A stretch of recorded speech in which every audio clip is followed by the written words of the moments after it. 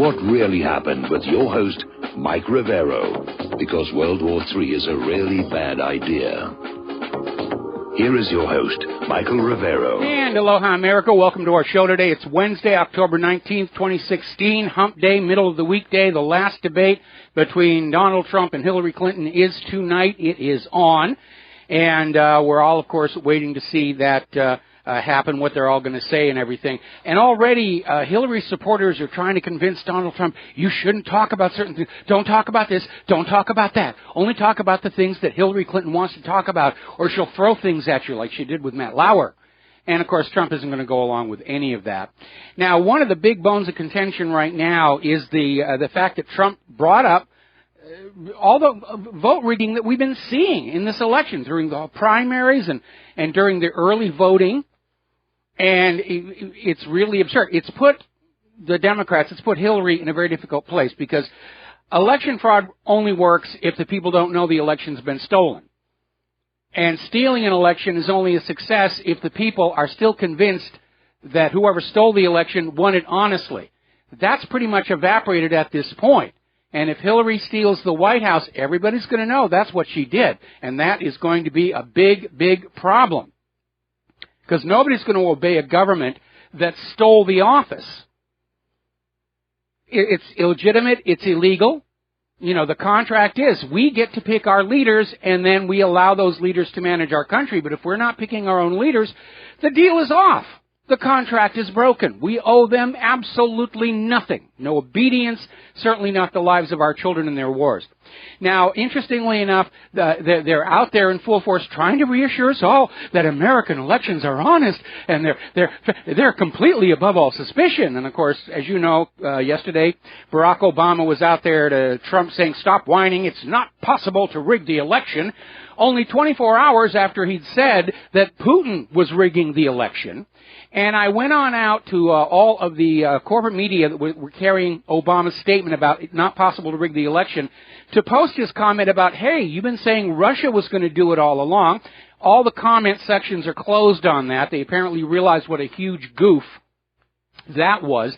And then we found a video from 2008 in which Obama says, yes, there's a big election fraud issue in this country. It's just absolutely amazing out there. And we're seeing all these comments about how, let's see, CNN came on out with this article, this comment about how, let's see, this is it, CNN direct quote, his accusations alone, meaning Trump, experts say, could inflict long-standing damage on the U.S. political system itself by eroding trust in the probity of the electoral process. Harumph, harumph, harumph. Well, that trust is already gone, and it had nothing to do with Donald Trump. Tim Kaine is out there saying Trump's claims are an insult to democracy. No, they are not. Those electronic voting machines are an insult to democracy. No voter ID laws are an insult to democracy. Motor voter is an insult to democracy. Allowing illegal immigrants and the dead to vote is an insult to democracy. Busing people around so they can vote multiple times in multiple precincts and even multiple states, that's an insult to democracy. And they're just out there trying to find some way they can convince you that our elections are honest. Who are you going to believe, us and the government and the corporate media, or your own lying eyes? Now, don't forget, Election Justice USA did a study, and based on the known fraud alone during the primaries, if that had been negated, if that had been discarded, Bernie Sanders would have won the nomination in a landslide. It's just completely out of control. And now they're in a panic because they realize the American people don't trust the election system anymore. And so they're getting up on their high. How dare you question the honor and integrity of the election system? Well, you gave us reason to doubt it. There is nothing in our current election system to guarantee the accuracy and fairness and honesty of our elections. There's no audit. There's no tracking. People are allowed to vote multiple times. All it takes is a little bit of color on the finger, They do that in other countries. You vote, you put your thumb on a pad. There's a little blob of color, takes about a week for it to fade. We don't even do that in this country. It's set up to be fraudulent, and then they're all angry that we realize it's a fraud. Now, Kevin O'Keefe has come out with yet another video. More documents are coming out of WikiLeaks. The floodgates are open on all of this. And we have another one that came on out where Aaron Black was out there saying that they were planting men at Donald Trump rallies, and they'd get there early and say they're Trump supporters so they could be on the platform behind him so that they could start bullying women on the camera. I mean, that's the kind of dirty tricks they do. Remember when this all got going, and I said, you need to keep in mind, Hillary Clinton got a world-class education on how to steal elections when she worked on the Watergate Committee, and she's using every single one of them. In fact, we've gone way past Richard Nixon's creep in terms of how crooked this election actually is. We're going to take a second here to do a shout-out to our on-air affiliates who are just now rejoining our network. And let's go ahead and take a couple of phone calls. Dustin in New Jersey, aloha, welcome to the show. What's on your mind? Yeah, hi, Mike. We know the aircraft carrier is sailing to Syria. It's the whole Northern Fleet, Mike, and part of the Baltic Fleet is on its way to Syria. So... And the Royal Navy is sending a whole bunch of their ships as well. Yeah, so the Russians must have been tipped off. You know, this whole thing with the cyber thing, NSA is behind these leaks, WikiLeaks. Yeah, absolutely. Absolutely. And it's not the Russians. But I think there's messages coming out from people in our government that are telling the Russians to prepare because of the neocons and neoliberals / Wall Street. They're going to get ready to do something like. Yeah, and I mean, especially if Hillary does not do well tonight, and despite the media propaganda, the fact of the matter is that Donald Trump has come out ahead on the last two debates, and if they're not able to reverse that tonight, then yeah, they're going to get this war going before the end of the year. Yeah, because this is deep state, seventh floor group, shadow absolutely, government, whatever you want to call it. These people are sociopaths at this point. Now, Mike, at this point, I'm getting a little worried. Well, you ought to be. We're all very worried here. We got a first strike nuclear target out this window here. Every parent of a military-age child ought to be just scared out of their mind right now at what's coming. And Mike, east of Holmes, it's a T-4 airbase. Yes. They repaved the runway there, the Russians. Okay. To land large aircraft. So, well, that may just be regular maintenance because may be regular maintenance because all the Russian military aircraft are rough field capable. They're designed to operate off of dirt strips and handle foreign object debris. I mean, some of the things are very clever. The air inlets for the engines actually point up during takeoff and landing, and the ducts switch to forward only when they're in flight. And it's quite a contrast to American aircraft where before you can take one off, you got to march a line of people down that runway looking for anything because even a paper clip, can take down one of these American planes. Yeah, if you ever look, they got to pick up pebbles, any debris. With the Russians, they got the anti-skid stuff behind the wheels. Totally more rugged equipment. It's real world. It's real world equipment, yeah. I just want to let you know that because, I'm getting a little worried, like I said, because this has been, they haven't sailed this large of equipment in a very long time. So there's a reason why they're doing it now. Yeah, I can imagine that there is, and, my concern obviously is that the U.S. is likely to lose this next war. There's a groupthink mentality in Washington. We never lose wars, and we'll just pretend Vietnam didn't happen, but we won all those other wars. And that, too, is not accurate. Contrary to what you may have seen in all the movies coming out of Hollywood, the United States did not single-handedly win World War I and World War II. We just happened to be on the winning side, mostly because we were a manufacturing powerhouse at the time, and the only nation whose industrial base wasn't being bombed into rubble. That's why we were on the winning side. We don't have that advantage anymore. And when you look at the cost versus quality and effectiveness of our weapons, we're going to lose this one, even if it goes nuclear. And, of course, if it goes nuclear, everybody loses except those bankers.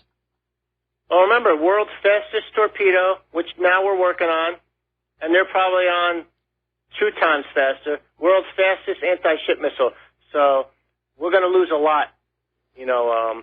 Yeah, the U.S. has been spending all their money refining the weapons that won World War II, and both Russia and China have realized the paradigm has shifted. And that's why they're not spending huge amounts of money on things like aircraft carriers, because they know the next war is really going to be fought with intelligent torpedoes and missiles. Yeah, if you look at that report that just came out, it says the U.S., the think tank, I forgot what they were saying, how aircraft carriers are a thing of the past. Yes. Obviously they are, because they can be sunk. I mean, it's just, it took them this long to figure that out. You know, this is ridiculous. Yeah. Let you get back to your show there, Mike. All right, thanks an awful lot. We're going to switch over to Steve in California. Aloha, Steve. Welcome to the show. What's on your mind?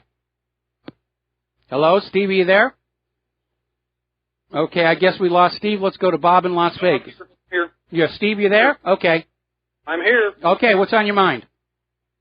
I see that the United States found their patsy, their Russian patsy, for their computer hacking in our elections today. So any of those citizens who didn't get out in time when Putin told you get out are now being held and, of course, being given a label. And, of course, there's no information. There's no evidence that has to really be conclusive. You're here, we've got you, and it's our word against your word. Yeah, so, it's a patsy. They arrested him in Prague. They're just out there saying he's a Russian. We only had to waterboard him 67 times to get him to admit to it.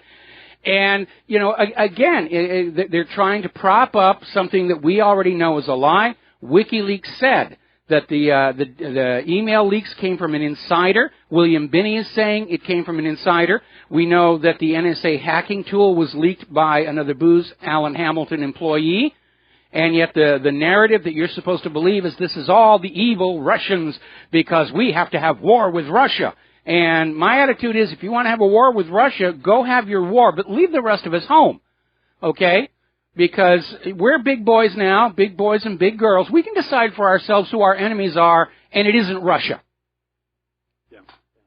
You know, last night, around 2 in the morning, I lost some sleep on this, but I came up with some platform that I hope Trump touches on tonight, and that it closes out the debate talking about, and I think all people agree that government is way too big, too expensive, the bureaucracy of all these created entities that just cost us so much money. And don't that do we need anything. to return back to more privacy, the Constitution, the Bill of Rights, recognize these and standing up to these, and to pull away from this big conglomerate government that keeps spiraling out of control financially and making us pay for it. I think he needs to mention that, how government is expensive, it's overgrown and it's not needed, and we need to, just as any corporation would say, we need to downsize big time. And I think the people would like to hear that. Downsizing of government, more privacy, get our privacy back. And if you really want to fight a war on terrorism, then you do it by first controlling your borders, who's coming across. I mean, there's certain things I think people want to hear, and that's one of them right there. Yeah, we need a cash for clunkers program for our current government. The reality is right now there are more Americans working in government than in manufacturing. That is absolutely unrealistic. Anybody who's studied business and manufacturing understands management should never exceed more than 10% of the actual workforce.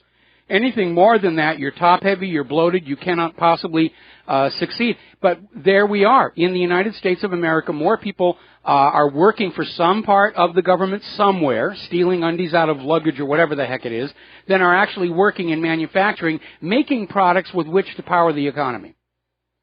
Yeah, well, I agree. It's bloated. Yes. It could be downsized, and we will be just fine, and we'll all be doing much better, but we need to definitely downsize big time. We definitely do. We need to tell all those nippets over there in Washington, D.C., go on out and find real jobs. Steve, thanks an awful lot for the phone call. We're going to switch over to Bob in Las Vegas. Aloha, Bob. Welcome to the show. What's on your mind? Hey, Mike. Thanks for taking my call. Like Dustin and your other listeners, I, too, am very worried. Here in Nevada, I'm wondering if I'm in a state that would be a first strike target if a nuclear war should erupt. Well, that would depend on where you're located within the state. Obviously, the first strike targets are going to be the... I'm in Vegas. I don't think they'd bother.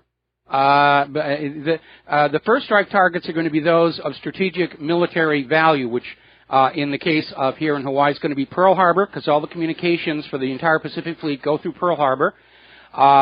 They'd hit Pearl Harbor. They'd hit Diamond Head because there's some command posts inside that. And they'll probably hit where the H-3 goes through the Ko'olaus because there's some kind of a giant bunker there. They're going to hit the air bases. They're going to hit the known missile silos. They're going to hit the naval yards. That's what they're going to hit on a first strike. Okay, I thought there were missile silos or, I know they had tests back in the 50s and 60s in Nevada, but, I'm not up to date as far as the details and what's here in the state. Well, the tests, hang on, before you go any further, the tests were well away from Las Vegas. They were off there to the northwest. And tourists in Las Vegas could see the mushroom cloud, and that was a big deal. Wow, I got to see the mushroom cloud. To the best of my knowledge, and I don't claim to be an expert, there are no active missile silos with offensive weapons anywhere around Las Vegas. Most of them are up around Montana, North Dakota, that whole area. Okay. Another area, a hot spot, of course, as you're aware, Ukraine, it's heating up again with the latest, the recent killing of that Motorola. He's known as Motorola. He was one of the militia leaders. And Zakharchenko, the head of the DNR, actually came out yesterday and said they're ready for war and they're going to come after Kiev, actually try to liberate Kiev. Mm-hmm. And there's an excellent website. I'm not sure if you heard of it. It's the Vineyard of the Saker. The Saker, S-A-K-E-R. Yes, I'm familiar with it. He has a new post today, and he said it's possible look for a false flag in Kiev, possibly in the next few days after what Zakharchenko said. So, well, the U.S. is looking to start a war anywhere, but they got to figure out some way to make it look like it's Russia or Syria's fault, or the American people are just going to say we've had enough war. And even with a false flag, the American people are going to say, look, this is not working. We keep fighting these wars. We throw our money at these wars. We sacrifice life and limb of our children to the wars. There's always another war. There has to be another way to do this. Yeah. I just hope this time next year, if we're all still here, I just hope I don't see bumper stickers saying, don't blame me, I voted for Trump. Well, it's, we laugh about it and it's sort of gallows humor, but it is a very serious situation. Washington, D.C., the establishment is trapped by their own group think.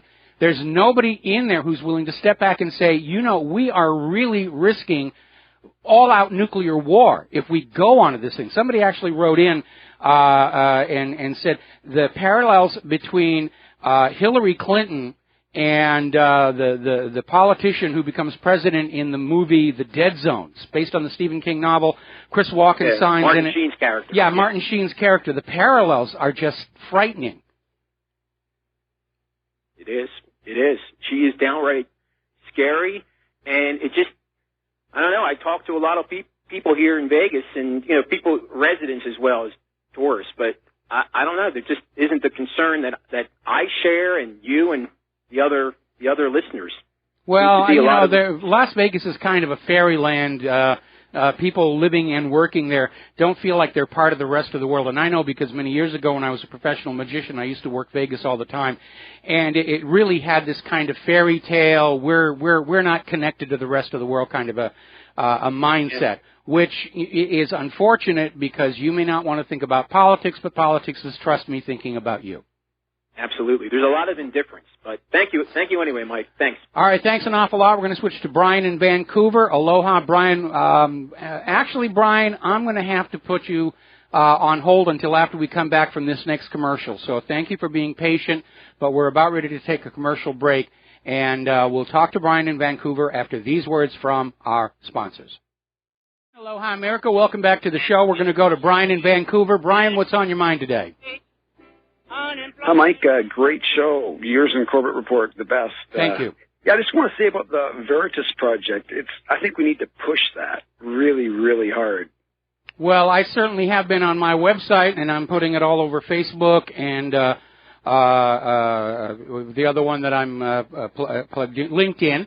And I definitely encourage everybody to take all of these videos, and I think the fourth one just came on out, and just post them everywhere that you can, because you're not going to see this on the corporate media. Right now, the corporate media is all about bashing Donald Trump and trying to minimize WikiLeaks if they mention it at all, okay? Last night, ABC News devoted 9 minutes to why Trump cannot be elected president, 30 seconds to the WikiLeaks scandal, mostly to say it's no big deal.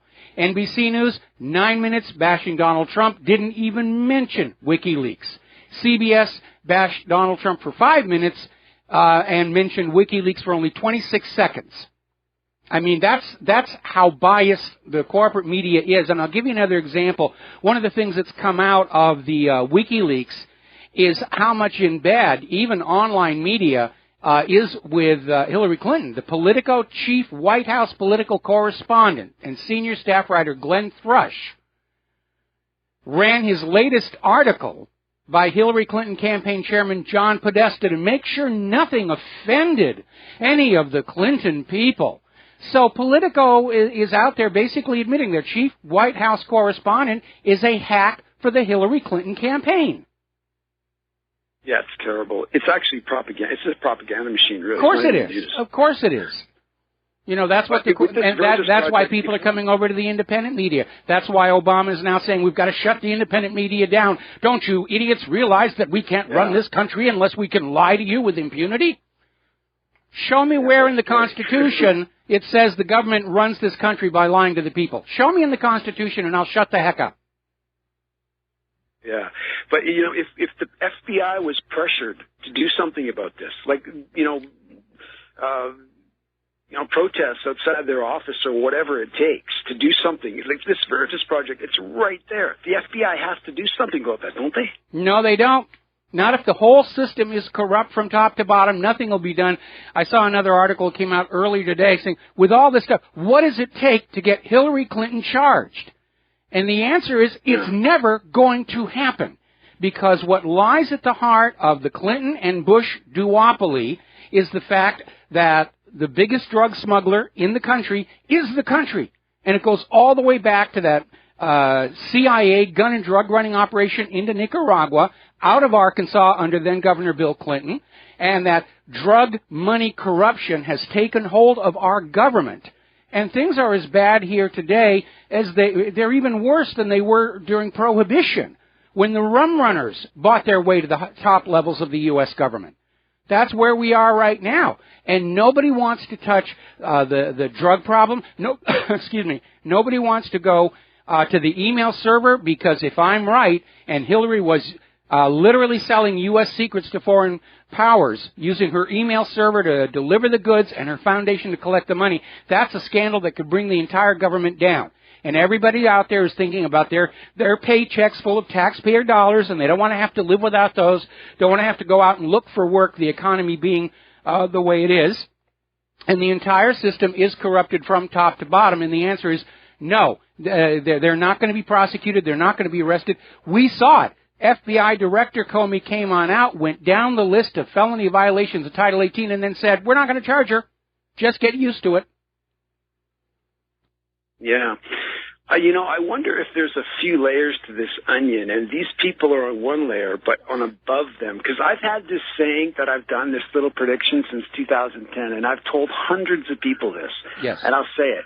It's that they're going to invade 7 Middle Eastern nations, Syria 6, Iran 7, we all know that, but topple the governments and install radical Muslims, probably as a grand finale to create a Christian-Muslim war and as close as they can get to a civil war in America.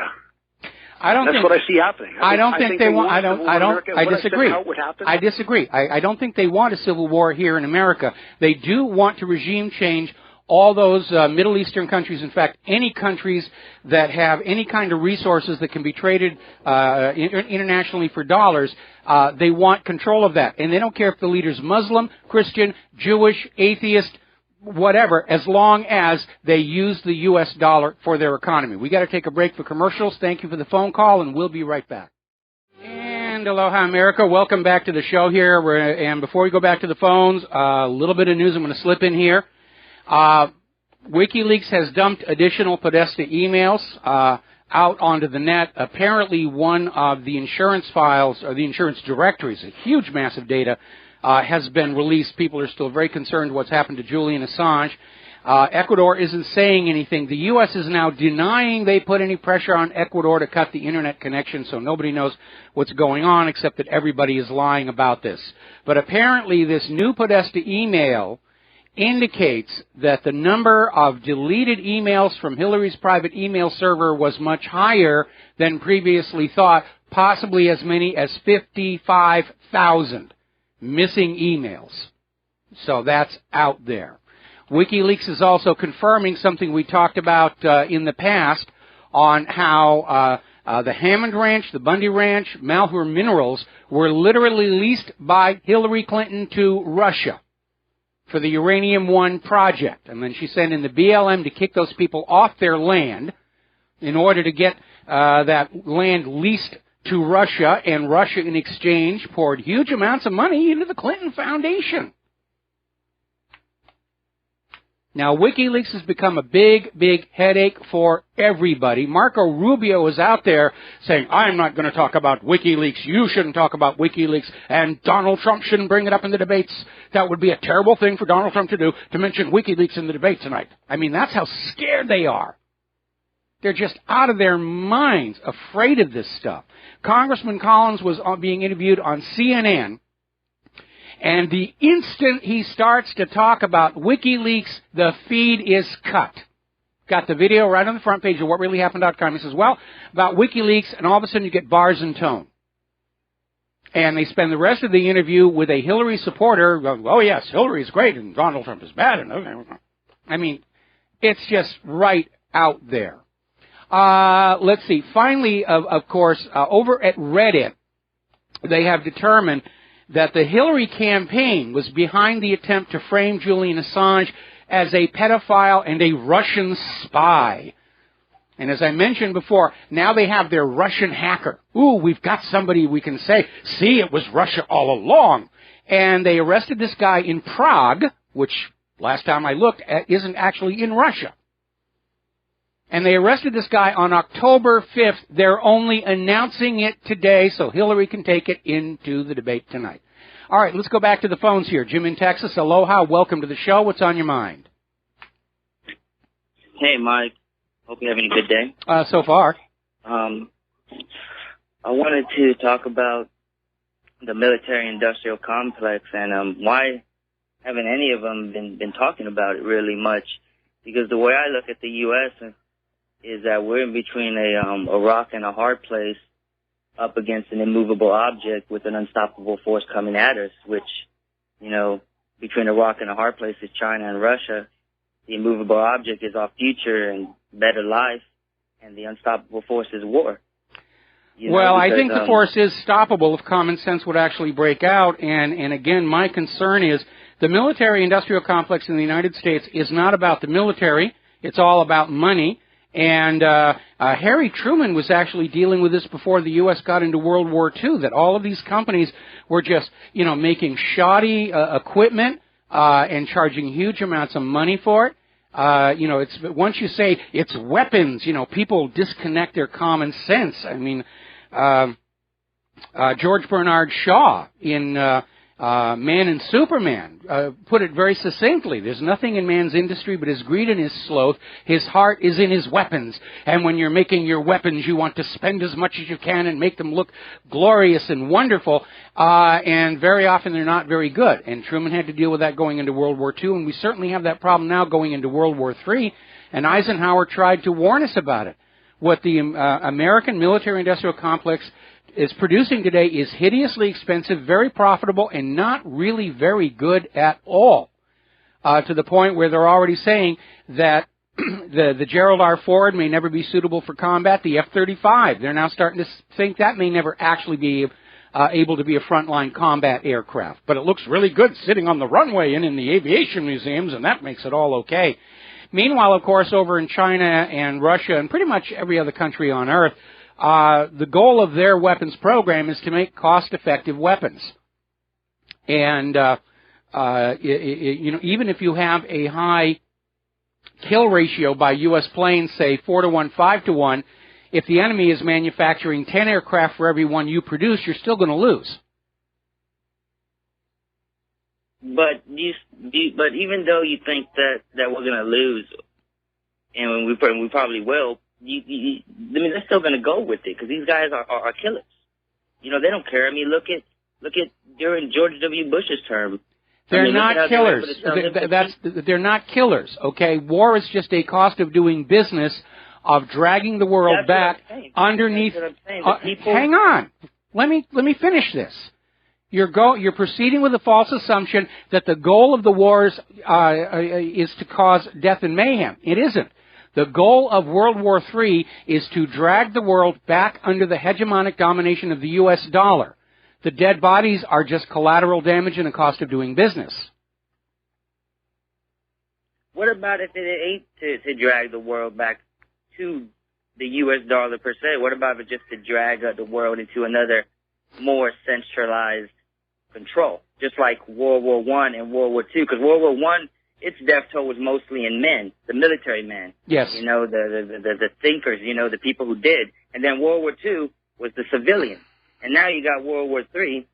I mean, it's going to be everybody. Another sense, hey, let's go kill as many people as we can so we can, you know, drop them under a new system. Yeah, but you're misunderstanding.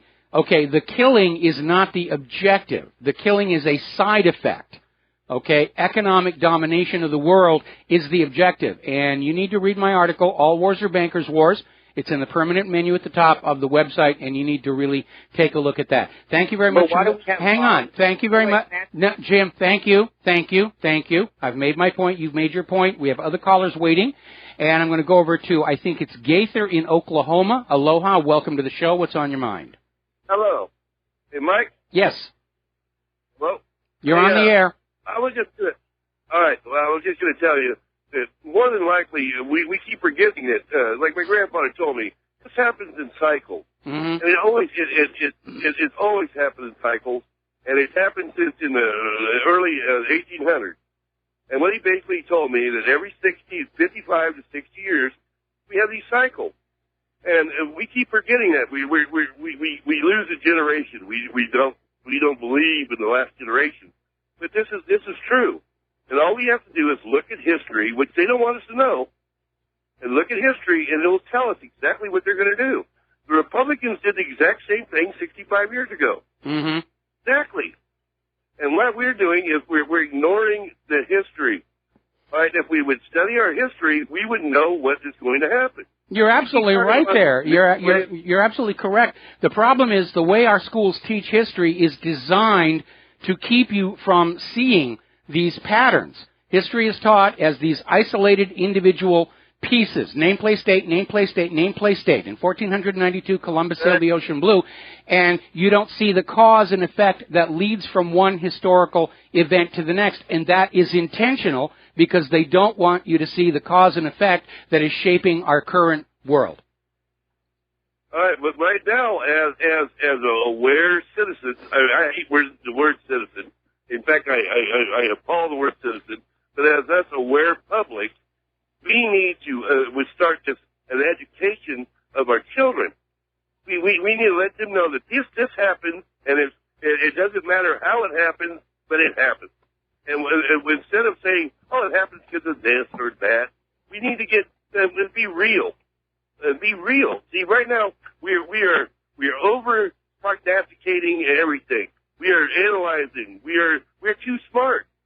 Let's talk to people like normal people. We've lost this. Come on. I disagree. I disagree. I mean, I try and basically communicate ideas in the simplest, most direct, most elegant manner possible. I don't use jargon. No, I'm not saying you, and not necessarily you. Now, you have your point, but you do go into a deeper psyche that there's a lot of people that disconnect. My wife, for instance, I know you go into hard topics and you go over and over and over, and I know that you want to get your point across. This is great, but to an unconscious person, man, it starts going blah blah. I'm not saying she's like me. I'm aware. I know, and you're reinforcing. Okay, but the unaware people aren't tuned into this radio show. Everybody listening to this radio show is very aware. They're very plugged in. They're very educated, and that's the audience I'm playing to. And I do when I talk to people about going on out and sharing what they know with other people, I tell them, go gently, tread very carefully. You're dealing with people who just only just now took the red pill, so to speak. And, part of the way that dictators enslave you mentally is by giving you a bunch of beliefs when you're a little tiny child and you don't realize the big people are full of bovine excrement. And those core beliefs become the foundation around which your personality grows. And you grow up... All those that listen to your show know this. We have to baby steps in order to get this.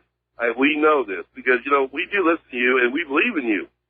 And what we want to know from you is, hey, it's okay that these people don't understand. It's okay. Well, there's a difference. Because we have a pretty guilt deal. Okay, hang on. I'm not sure exactly what you're saying, but let me respond to one thing that you said. I don't think it's okay for people to be ignorant and not know.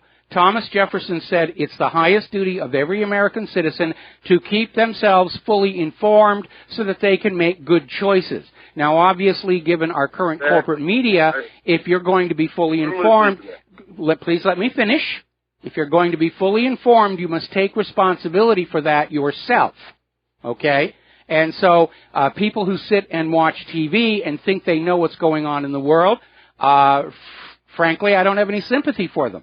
They're basically walking around dazed and confused because that's the goal of the corporate media. To keep people... but there'd be no reason for a town crier if it was like that. We have to have the town crier. We have to have the guy that puts it out there. I disagree.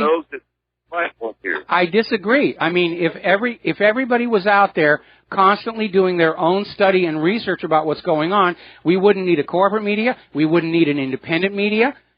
We would have a fully informed population who would make some really good choices at the ballot box. Anyway, need to let you go. The phone lines are loading up. We're going to switch over to Sal Jr. in Colorado. Aloha. Welcome to the show. What's on your mind? Good afternoon. For one, I want to state, after listening to that last gentleman, the Constitution does not stop you from being stupid. You have every right to be stupid. That's one. Okay. Two, what I called about was we know that Clinton is going to steal the election. And she's going to try. We also know that we feel that she will start World War III. But I have no fear of her winning or stealing an election because I think Putin is a very smart man. And believing that he'll make his first strike on Washington, D.C., wipe out our swamp, and then we can start all over again. No, I disagree. Putin won't do that. Putin is not going to do that. He does not want a nuclear. He doesn't want any war. His entire practice and behavior for the last several years has been avoiding any kind of conflict. But he knows one is coming, and he's preparing for it. The reality is, even if Hillary Clinton were to fall over from one of her brain problems and be replaced by Tim Kaine, or even if Donald Trump wins, the people who want the war are going to start it anyway. And that's the reality that Putin has to deal with. Again, the United States is in a very, very poor position to be starting a major war against major powers because we don't have the manpower, we don't have the money, we certainly don't have the manufacturing, and we don't have any kind of a moral right to be doing what we're doing. And if you go back to your Sun Tzu and the Art of War, right at the beginning of the book, it says the things that a leader must have if they're going to win in war. One of which is a military that believes in the moral rightness of the war so that they will fight hard and, if necessary, die. And a civilian population that also believes in the moral rightness of the war so that they will gladly bear the hardships war brings even to the winning side. The U.S. government's got neither one of those. I mean, Twitter is being flooded with all these pictures of serving military holding up signs in front of their face saying, I didn't sign up to defend Al-Qaeda. I didn't sign up to steal other people's oil. Nobody believes that the U.S. has any kind of a moral justification for wars on any of these countries we've attacked or invaded. I agree with you with all that. Okay. But I was just making that mention as a joke. Ah, okay. about Putin. Okay, well, all right. Well, thank you very much for the phone call. We're going to switch over to Charles in St. Petersburg. Aloha. Welcome to the show. What's on your mind? Hi, Michael. I didn't want to say too much, but what do you think about Julian Assange? Do you think he's all these reports I've been reading about, being rendition from his, from the Ecuadorian embassy and his. Well, there's a lot of rumors. I have not been able to confirm any one of them. Apparently, Assange did get a message out saying that he's still inside the embassy and he's still okay. But what's really interesting is how everybody is now trying to shift the blame over who it was who cut his internet connection. And the U.S. is now saying they had nothing to do with it, so they're dumping the blame back on Ecuador and saying, well, Ecuador thought that Assange was tampering with the U.S. elections, which he's not doing. All Assange is doing is getting out the information to the American people they need to have to make a good choice at the ballot box. And that's not tampering with an election. Busing illegals around to vote multiple times, that's tampering with an election. Rigging the electronic voting machines, that's tampering with an election. Telling the truth is not tampering with the elections. I read one report that Obama's withdrawing people that are watching, the Department of Justice. People are watching the polls, right after it was, that came out about. All right. Well, we're going to have to let you go and take a break for a commercial. Well, thank you very much. We'll be back with one more phone call after these few words. And aloha, America. Welcome back to the show. We're going to take one more phone call, and then we're going to get some news in here. Brandon in San Francisco. Aloha. Welcome to the show. What's on your mind? Hey, Mike. Do you think it would make sense for Trump to extend an olive branch to Gary Johnson and Jill Stein based on their common ground? And I believe they each are in support of Trump, maybe low-level cabinet position to try to sway those folks into his camp. I think it would make a great deal of sense. In fact, I'd be very surprised if the back channel discussions have not already started. Jill Stein is openly there saying that she's going to vote for Donald Trump. I would not at all be surprised if she were to formally drop out of the race before the election and urge all of her supporters to vote for Donald Trump. Okay, real quick. I'm wondering why Trump always is suggesting that Clinton doesn't know what she's doing, we both know that she knows exactly what she's doing and who her masters are. Is it too much information for the public at one time to be a little bit more precise in his thoughts? Well, yeah, because Donald Trump has to play to what he perceives is the common awareness of the American people. And he understands that a lot of Americans are still pretty much clueless about what's really been going on, and he's got to play to that level. Now, we know that Hillary Clinton knows what she's doing in terms of serving the Clinton Foundation and the Clinton family fortune and all of her masters and everything. But Donald Trump is correct. In terms of actually doing the job of being in government, she doesn't know what she's doing. You go up to any one of the Hillary supporters and ask him, what are Hillary's actual accomplishments? And you're going to get a blank stare. Because everything that she did as Secretary of State that was publicly revealed was an absolute unmitigated disaster. Benghazi, for example, even Hillary can't say that anything she did as Secretary of State was any kind of an accomplishment. Okay. Hillary Care was a disaster. It's just a record of failure. Okay. Last thing, Mike, the conversation yesterday turned to civil unrest. Just a quick thought. I believe these folks that are coming into the country, these fighting age men, are sleeper cells Saudi Arabia has purchased a ton of weapons from us, and we don't know where they are. I'm just thinking with the UN and getting our soldiers out of the country fighting in these quagmires, they empty our country out with our soldiers and leave us vulnerable for internal attacks, sleeper cells. What are your thoughts? Well, I wouldn't rule it out, but I think the primary reason for all these illegal immigrants and refugees to be brought into this country is so that they'll vote for Hillary Clinton, even though legally they're not supposed to. Right. I mean, but I have a lot of respect for you, Mike. I think it's a little naive to think that there's not a bigger chess game being played out here. Well, time will solve that mystery. We've got to take a break for station identification. Thank you very much for the phone call. When we come back to hour number 2, I got to catch up on some of the news stories, so we'll be right back. And aloha, America. Welcome back to our show, hour number 2 here, and we're going to get into some actual news.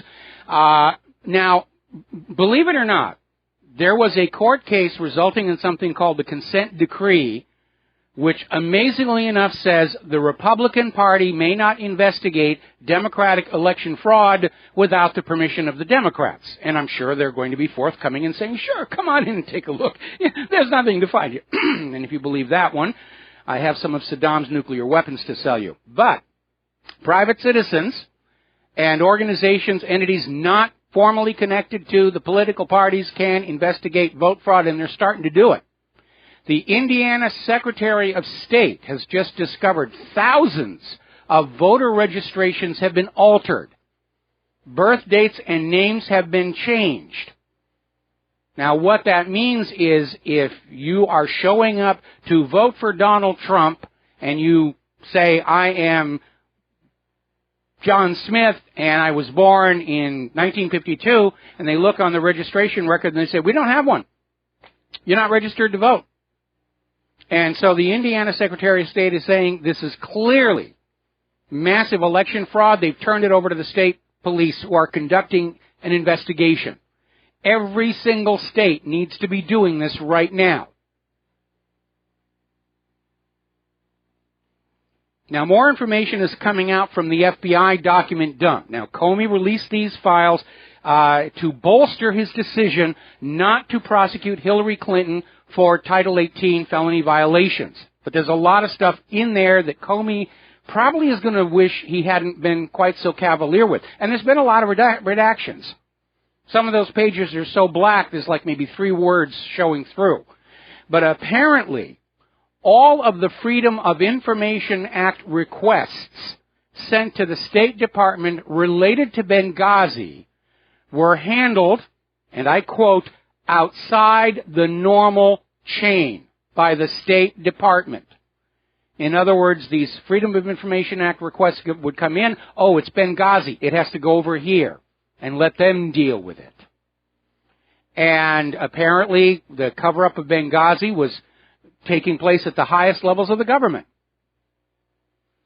Now, we're still seeing the backlash from this revelation that Hillary's henchmen were pressuring the FBI and offering them effectively bribes to declassify certain documents. Remember when Hillary's out there, I did not send or receive any classified documents. Well, these are classified. Hillary's people went to the FBI and said, you've got to mark these documents as not classified. And if you will do it, we will arrange for some of your pet agents and everything to get foreign postings, places they want to go like Paris and Tokyo and all these wonderful places. I mean, that's criminal bribery right there. Now, Barack Obama has already come on out and said, absolutely not. It did not happen. The FBI documents are simply not true. There was no quid pro quo. So now we have the President of the United States of America calling the FBI liars. And I'm sure that is not going to go over very well with the FBI, especially the rank and file and even the high leadership. Because apparently James Comey came on out and argued that the Hillary Clinton case was investigated by high-level career FBI agents. So if the case was screwed up, they did it. It's their fault Hillary wasn't being charged. And the agents are saying that's absolutely not what happened. Comey literally tied the investigators' hands by handing out all these immunity deals, setting these ridiculous ground rules coming from Clinton's lawyers. Retired Agent Dennis Hughes said in 25 years with the FBI, there were never ground rules on interviews. It just wasn't being done. Comey sabotaged that investigation, and now he's trying to scapegoat his own people. And I'm hearing that inside the FBI there's a huge amount of anger. And FBI, you've got a little less than 3 weeks to start leaking materials. Now, let's see. James O'Keefe came out with the video about Scott Foval, who literally on the video admitted Democrats have been rigging elections for 50 years. He's now been fired. And let's see. We had the other one that was the gentleman that has now stepped down. We found out he's actually been fired. And Foval had admitted they paid mentally ill and homeless people to protest at Trump's rallies and cause trouble. And what did the corporate media do? Oh, it's Donald Trump's fault. His people are violent, and it's his inflamed rhetoric. Remember when the GOP campaign office in Orange, I think it was New Jersey, got firebombed about a week ago? What did the media say? Oh, it's Donald Trump's inflammatory rhetoric. That's to blame here. No, it's the guy who took the Molotov cocktail, pitched it through the window. We're going to take a moment here to do a shout-out to our on-air affiliates who are rejoining the network. We're still talking about politics, election fraud, massive election fraud. And the government is in a panic. Because if they anoint Hillary the next president and nobody believes she won it honestly, then the American people are just going to turn around and say, you guys go your own way. We've got no more to do with you. We're not going to listen to you. We're not going to obey your orders. We're not going to fill out the paperwork. We're not going to let you take our children and have them blown to bloody bits in wars of conquest. It's not a legal, legitimate government. And so they're out there trying to say, how dare you say our elections aren't honest and fair? And Obama was out there just yesterday telling Donald Trump, stop whining, it's impossible to rig our elections, only 24 hours after saying Russia's trying to rig our elections. And we found a video from 2008 of Barack Obama admitting election fraud is a reality. He's just changing what he says from moment to moment to moment to moment, which is why the propaganda is becoming very obvious to the American people. Now, Bob Creamer was in one of these James O'Keefe videos and was publicly announced he was resigning because he didn't want the controversy over the election fraud to taint the Hillary campaign. Too late for that. Insiders are saying he was actually fired.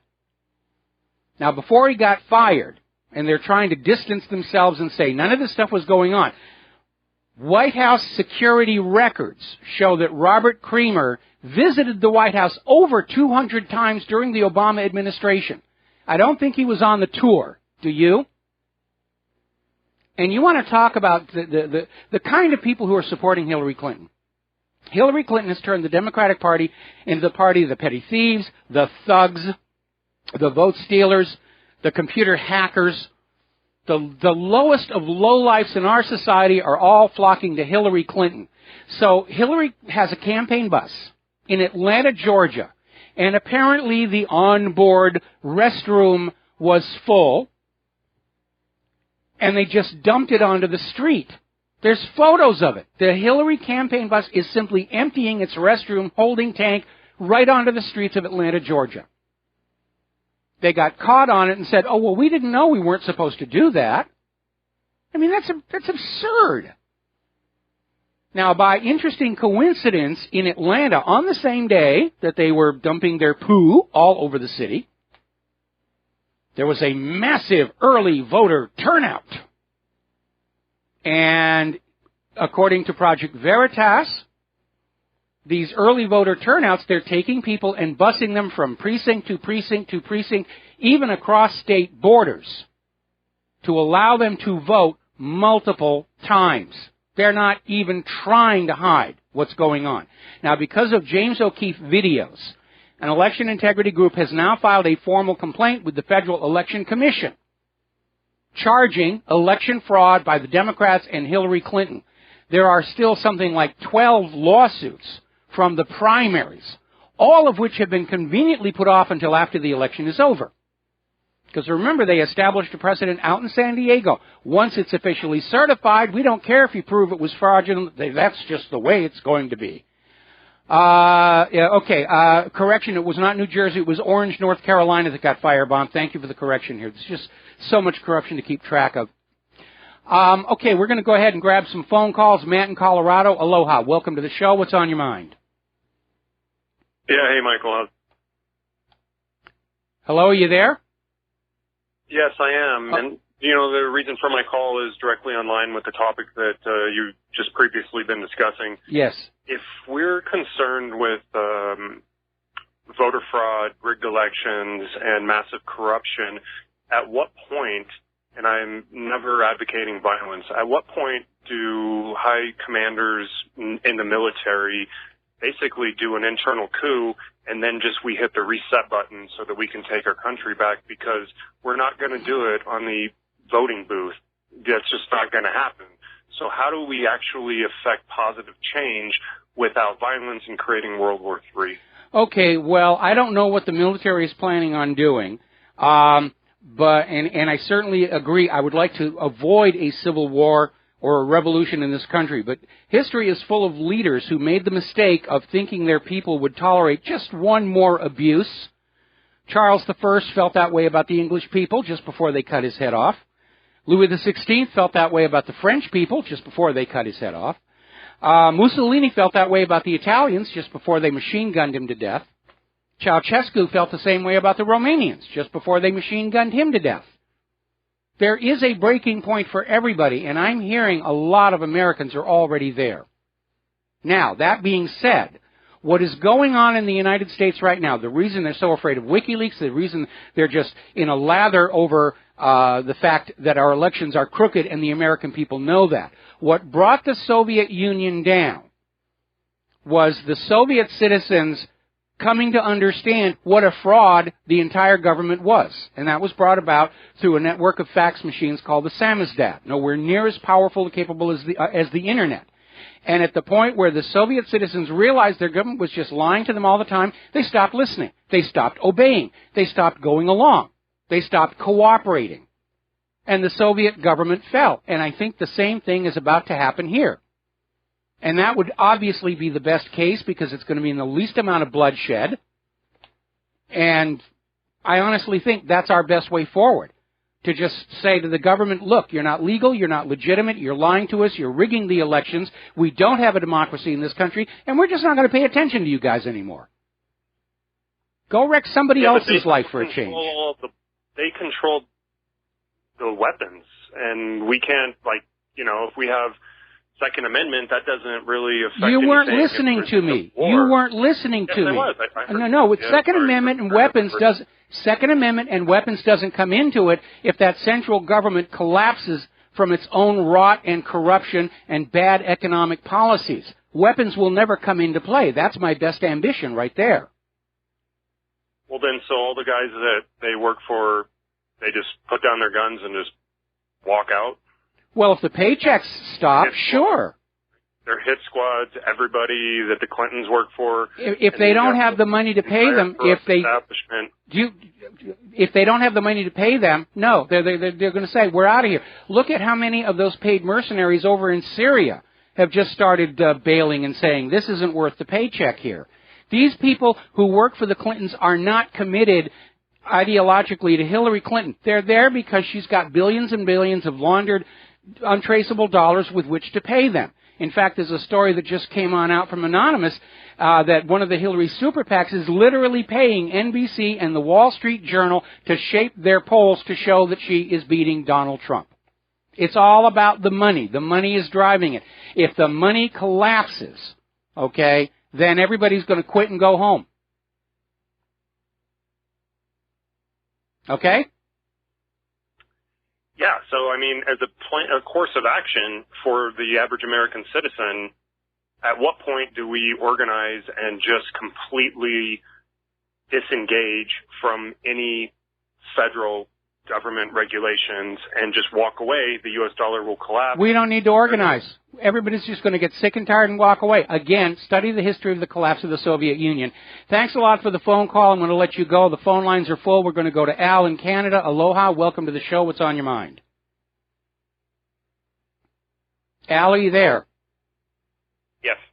I didn't hear your initial hello. Sorry about that. You know, Mike, no, it's not your fault. Just like Dustin from New Jersey always says, people need to understand one very simple thing. Ozzy Osbourne wrote a song about it, the almighty dollar. Some people get those little S's with the the scribbles through the middle in their eyes, and they can't see anything. They can't see their hand in front of their face. And just to touch on what you said earlier, something about Julian Assange.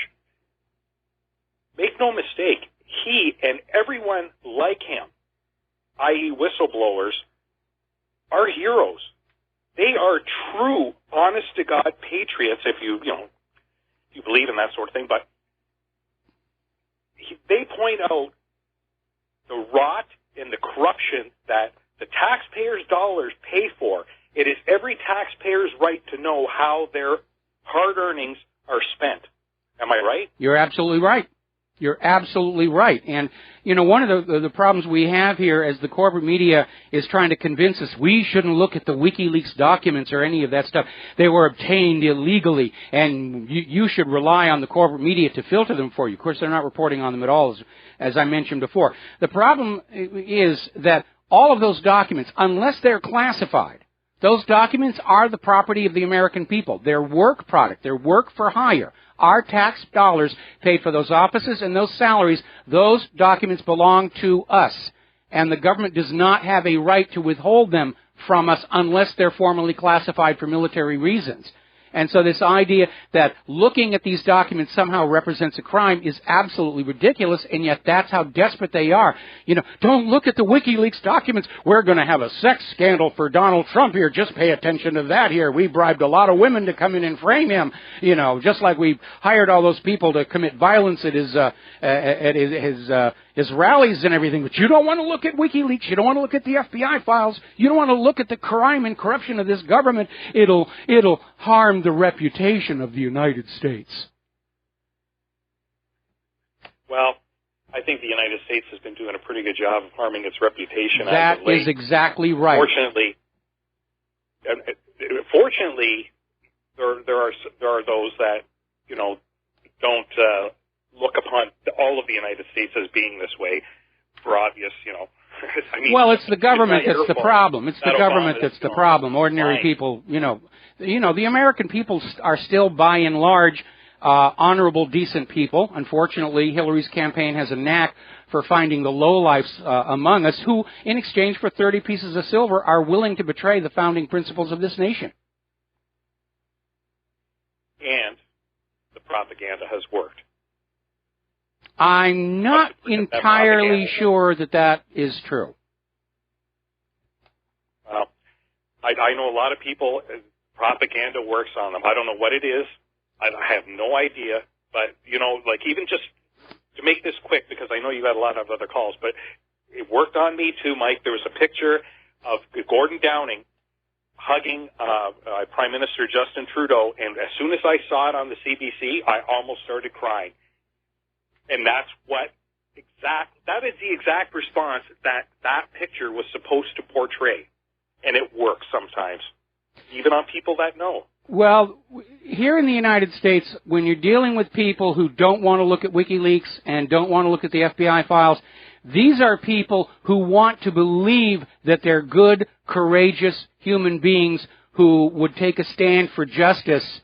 But when they're actually confronted with a government that's gone rogue, they don't want to have to make that choice, because to take action against a rogue government entails risks, which we're all familiar with right now, to know that the government is corrupt and do nothing about it. You have to surrender your self-image of being a decent, good human being. And there's a lot of Americans who don't want to face that choice. And they will desperately, gratefully grasp whatever propaganda is handed to them, no matter how silly it is, to go on with this little gross self-deception. And that's why most propaganda is not really designed to fool a critical analysis. It's just there to give people who don't want to think about what's going on an excuse not to think about what's going on. We got to take a break for commercials. Thank you. Trump won anyway, Mike. Thanks. Okay, we're going to let you go here, and we'll be right back after these words from our sponsors. Aloha, America. Welcome back to our show. We're going to go back to the phones here. Mark in North Carolina. Aloha. Welcome to the show. What's on your mind? Hey, hello, Mike. I just want to ask you something about the WikiLeaks. They're still coming out. Yes. What do you think? Do you think he's got people with computers in other areas that have the information? Of course he did. You know, Julian Assange is a figurehead for WikiLeaks, but, you know, he didn't have all the files in the Ecuador embassy. He's got people around the world. He's got dead man switches set on up. Whoever cut that cable and triggered the suicide switches actually caused more harm than good. And Assange himself may not be able to get on out and do video interviews or anything, but it's absolutely had no effect whatsoever on the flow of data. They've released some more today, and there's more still to come. Didn't these idiots understand that? Apparently not. Who cut off the switch? Because I kind of figured, man, he can't just be having this on his own. He must have other people that got a hold of it. If something happened to him, you know, the same thing with Ed Snowden. When he was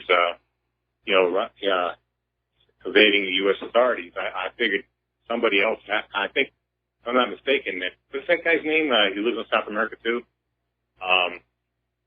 Worked for the British press. You don't mean Glenn Greenwald, do you? No, not Glenn Greenwald. Yeah, Glenn Greenwald. Glenn Greenwald, yes. Okay. Yes. Yeah. So the other thing I wanted to say is the states can really, you know, deal with this if they really want. For one thing, they can start making arrests of some of these lawbreakers if the feds, because usually federal crimes also have state crimes involved with them. So they can actually charge, like people from the DNC and Hillary, and even Hillary herself, probably with state crimes. Well, that's what they're doing in Indiana. The vote fraud investigation in Indiana is being done at the state level because no U.S. attorney is going to touch any of this stuff. Remember when Bill Clinton became president, one of the things he did that really got people kind of weirded out, he fired every single U.S. attorney in the country and replaced them with his own cronies. And most of those people are still there. Yeah, it's like I said, the federal government is completely corrupt. It is. The FBI, and you know, it's funny that you had mentioned before about the fact that with I consider those people heroes. The Bundy Ranch. Yes. That uranium, that was all about selling the uranium to the Russians. Yes. While they're saying how terrible the Russians are in one way, they were selling uranium to them. For the other hand, and if Trump doesn't bring this out tonight, I don't know, because he should have brought it out the last time. The minute she mentions anything about Russia. Well, they're now announcing that Hillary Clinton gets the first question tonight, which is basically the way of letting Hillary's people direct where the debate is going to go. And like the first two debates, it's going to be Donald Trump versus everybody else in that room. What? What Trump got to do is just turn it around. Just say, you know, I'm not going to answer that. What I want to know is this: why aren't you talking about the WikiLeaks? Why aren't you talking about the Iranian deal? Why aren't you talking about, I don't know, the voter fraud with that O'Keefe came up with? Yes. That's what he needs to do. He's got to hit. I'm sure he's going to hit the James O'Keefe videos. You know, and again, there's now a formal complaint before the Federal Election Commission. Indiana is starting to look into this. You know, this idea of coming on out and saying, well, you know, you're harming the reputation of our democracy. Trump didn't do that. Trump is simply accurately reporting that our elections are crooked as all heck. Slimeballs that are ruling this country, they're the ones that are hurting the reputation of the United States. Absolutely. The Republic. Absolutely. It's not Trump. Trump is trying to bring attention to these things. These slime balls have destroyed this country, destroyed our reputation, turned us into a banana republic, and it's a shame. And I don't think they should get away with it. I think they need to be prosecuted. I'll tell you what, I'll make a compromise position here. I would just be happy if we kick them out of the country, because we've got more important things to do than, bother with revenge and retribution and everything. We got to basically get our country back under the control of we the people. We need honest elections. We need a value-based currency. We need to get rid of that private central bank that holds us all debt slaves. And this could be the beginning of a global revolution, whether it starts here in the United States or in Europe. It feels like it is, in fact, coming. All right, thank you for the phone call, and we'll be right back after these few words. And aloha, America. Welcome back to the show. We're going to take another phone call. Brian in Chile, and thank you for waiting so patiently all this time. What is on your mind? Yeah, greetings from Chile, Mike, and thanks for taking the call. And what I wanted to talk to you about was last night I was on the InfoWars website, and I happened to catch the latest Project Veritas video, the 16-minute video in which they describe how these Democratic operatives commit voter fraud by filling up buses with, winos, mentally ill people, homeless people, and perhaps some illegals. They probably pay them maybe, $50 or $100 to do this. And then they take them to a polling site in which they have people registered to vote who are dead. They give them the dead man's name and they say, okay, go in there and vote for him. And then when they do that, they haul them off to another voting site and they do exactly the same thing. Yes. They might do 6, 8, maybe 10 of these a day. And I was thinking, you do the math on this, and the numbers are really extraordinary. They can get like 500 votes a day that way, fraudulent votes. So now, what I'm about to suggest here, Mike, I in no way expect that you're going to endorse, being in the position that you're in. But this is an appeal to maybe veterans or patriots or, I don't know, any redneck in general who may want to strike a blow against this voter fraud. And my suggestion is this. Now, how difficult is it to immobilize a bus? All one really needs to do... Okay, you're right. I can't endorse that. I can't endorse that. However, it's really very easy to prevent multiple voting. Other countries do it. And that is that at the polling place, when you get your ballot, there's a little pad, and you stick your thumb on it, and you get a little bit of color on there that will last for about a week, and then it'll be gone. It's harmless. It's food coloring. And that basically says you voted and you cannot vote again. We don't even do that simple little thing here in the United States. Our system is set up to defraud the American people, to cheat them out of their country. Right. All the more reason why these tactics should be employed, Mike. I disagree. And what's so hard about walking up to a bus with an ice pick and puncturing a sidewalk? I can't endorse that. I'm sorry. I really can't. And I understand that, Mike. Okay. I do. I All right. absolutely understand why you can't endorse it. Yeah. But I don't suffer from that handicap, really. As far south as I am here in Chile, I don't expect the FBI is going to be knocking on my door anytime soon. This has nothing to do with the FBI. It has to do with the political repercussions of engaging in that kind of sabotage, because then we're down at their level. What we need to do is basically... Mike. Okay. Mike, it's absolute suicide to assume a higher moral posture than your enemy is operating under. It's absolute suicide to do that. This is a war, Mike, and this upcoming election is our last chance at a peaceful political solution to these problems.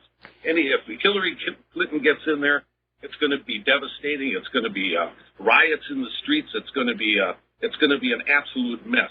So I think the method that I proposed here is just one small measure, preventive measure to getting to that point. Well, there is one thing I can get... So I don't know. There is one thing I can get behind, and that is we are starting to see more and more people. Now that Donald Trump has broken the ice, so to speak, we're seeing more and more people going public with all of this election fraud. Registrations being altered so that Trump voters can't vote. We saw that all during the primary, where people who were going to vote for Bernie Sanders showed up, and all of a sudden their registration had the party changed on it. And, it's kind of ridiculous for Hillary and Obama to say that Russia is trying to hack our elections to put Donald Trump in the White House when all of the election fraud during the primaries was aiding Hillary Clinton. And they're trying to get you to go along with this bizarre idea that Putin wanted Hillary to win the Democratic nomination, but all of a sudden wants Donald Trump to win the presidency. It doesn't make any sense at all. The election fraud is all in favor of Hillary Clinton. Yeah. Well, I don't know about you, but I'm just on pins and needles and waiting to see what the outcome of this is going to be. This is the biggest drama in American history. It absolutely is. But again, if everybody gets on out and votes, there are going to be fewer of these unused registrations for them to gameplay with, and it's equally important. If you get to your polling place and somebody says somebody's already voted using a registration, you go public with it. You go on Twitter. You go on Facebook. You go on MySpace and LinkedIn and you scream, somebody stole my registration for election fraud. If we have 100 million Americans standing up and saying, my vote was hijacked from me, they can't pretend that this was an honest, legitimate election. And again, when you're voting, if you're supporting Donald Trump, wear red. If you don't have anything red, after you've voted, you can't do this before you go into the polling place, but after you've voted, just put a little paper tape T on the front of your clothing. And they're scared of that. In fact, I'm already hearing that Hillary's people are going to be told to wear red so that they can say, well, it doesn't matter how much red you're seeing. Everybody is seeing red in the spirit of our country, blah, blah, blah, blah, blah. Okay? Yeah. Okay, well, thanks for taking my call, Mike. I know you got others in the pipeline here, so we'll talk again sometime. All right, thanks an awful lot here. We're going to go to John in Barbados. Aloha, welcome to the show. What's on your mind? Aloha, Michael. Thanks for having me on again. Okay. I'm looking at this election, and I thought it had descended into the gutter. I was wrong. It's in the sewer. Yes. It's total nonsense and ridiculous. I put a note onto a website that shall be nameless, but and I mentioned the fact that it looks like Hillary Clinton's email server was used to disseminate U.S. secrets, and the foundation was used to collect the payments. Yes. And the writer of the political article, who I think supports Hillary Clinton, was calling me ridiculous. But I pointed out afterwards that actually, if they go back to the 1990s and Chinagate, yes, they were doing exactly the same thing. That's exactly right. You cannot say it's ridiculous when the Clintons have already been caught doing it once before. Exactly. But the entire corporate media has been co-opted by the Hillary campaign. We were talking yesterday about how Podesta was having these secret off-the-record dinners with all the big wigs of the media coming on over. They got drafted to be part of Hillary Clinton's campaign team. I mean, Donald Trump is literally fighting a one-man war. His own party won't support him. The media is out to get him. The Democrats are out to get him. The Wall Street's out to get him. And it is amazing. The fact that he is still doing so well shows you that Donald Trump is the candidate of the American people, and that's what's got the establishment so scared, because they can't stand the idea of the American people being allowed to regain control over who is going to be in the government. It's become completely ludicrous, the efforts of the Clinton campaign, and to be honest, the media, and even the White House. It's just beyond belief that this sort of corruption is taking place, even so far as to actually paying NBC to rig its polls. Good grief.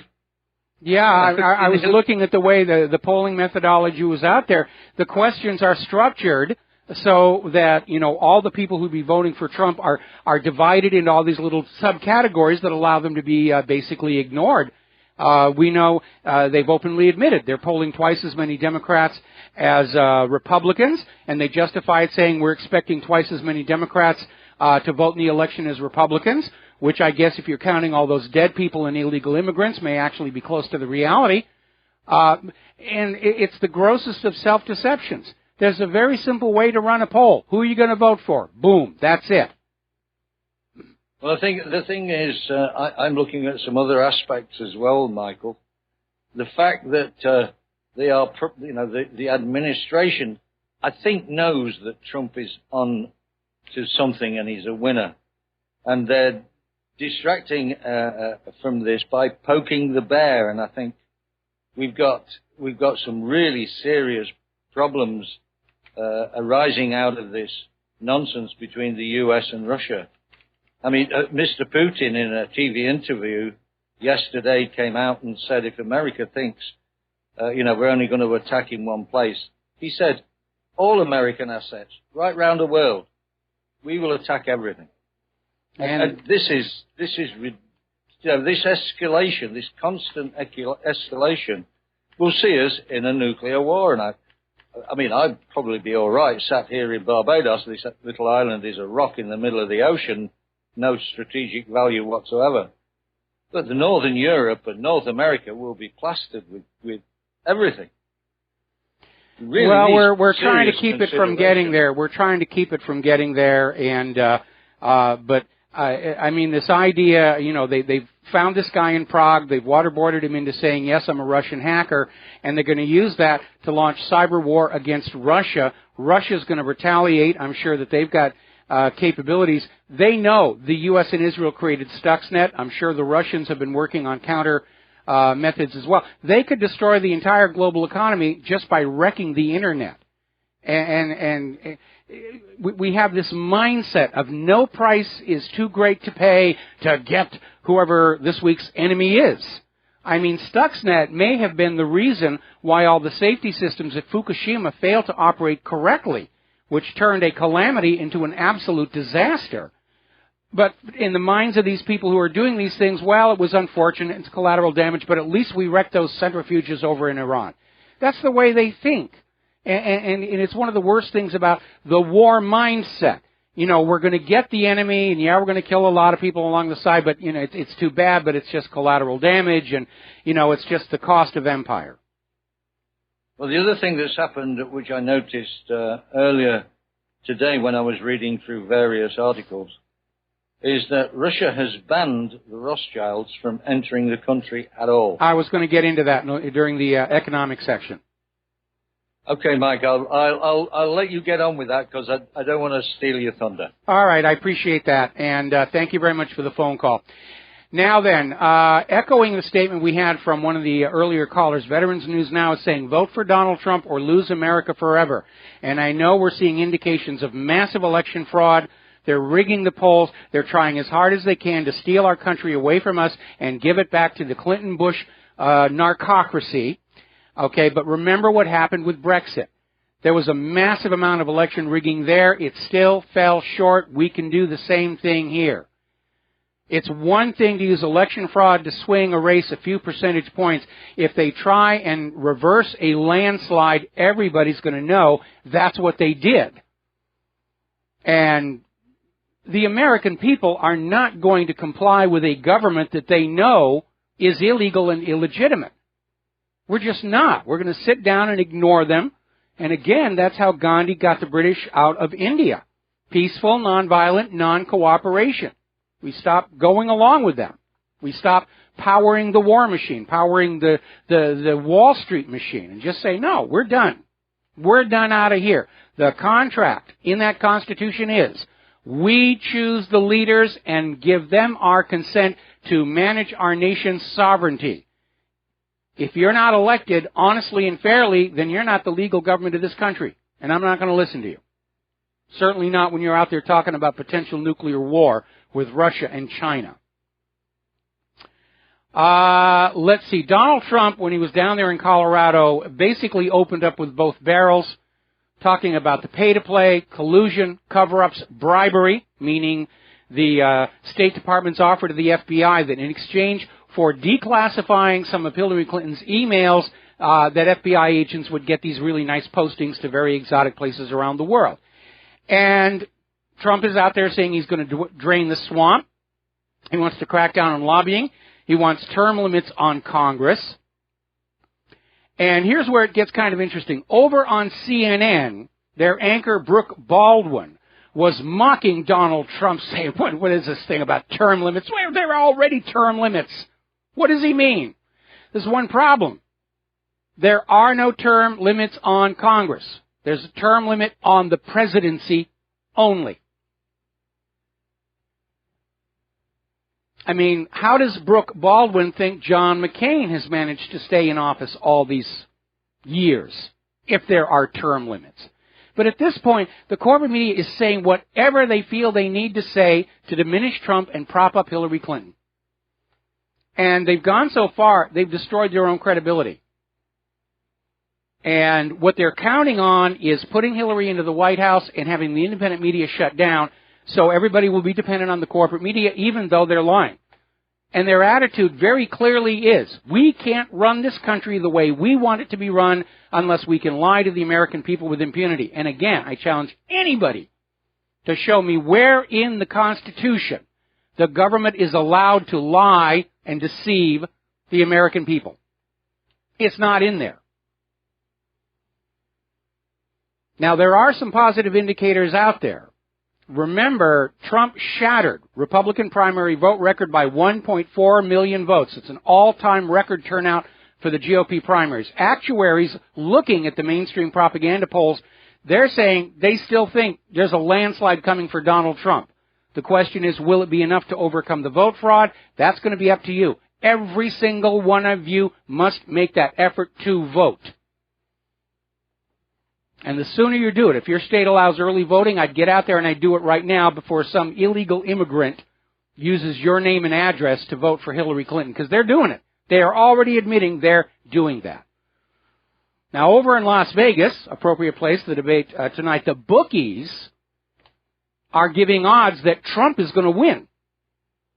And these people tend to be very, very careful about these things. The unknown factor is how much election fraud there's going to be, and there's a lot. That's what O'Keefe has documented with his videos. There's massive, massive election fraud on the Democratic side. The bookies are still convinced Trump is going to pull it off. Now, the USC Dornsift Los Angeles Times Daybreak poll, which correctly called the 2012 election, has Trump in the lead.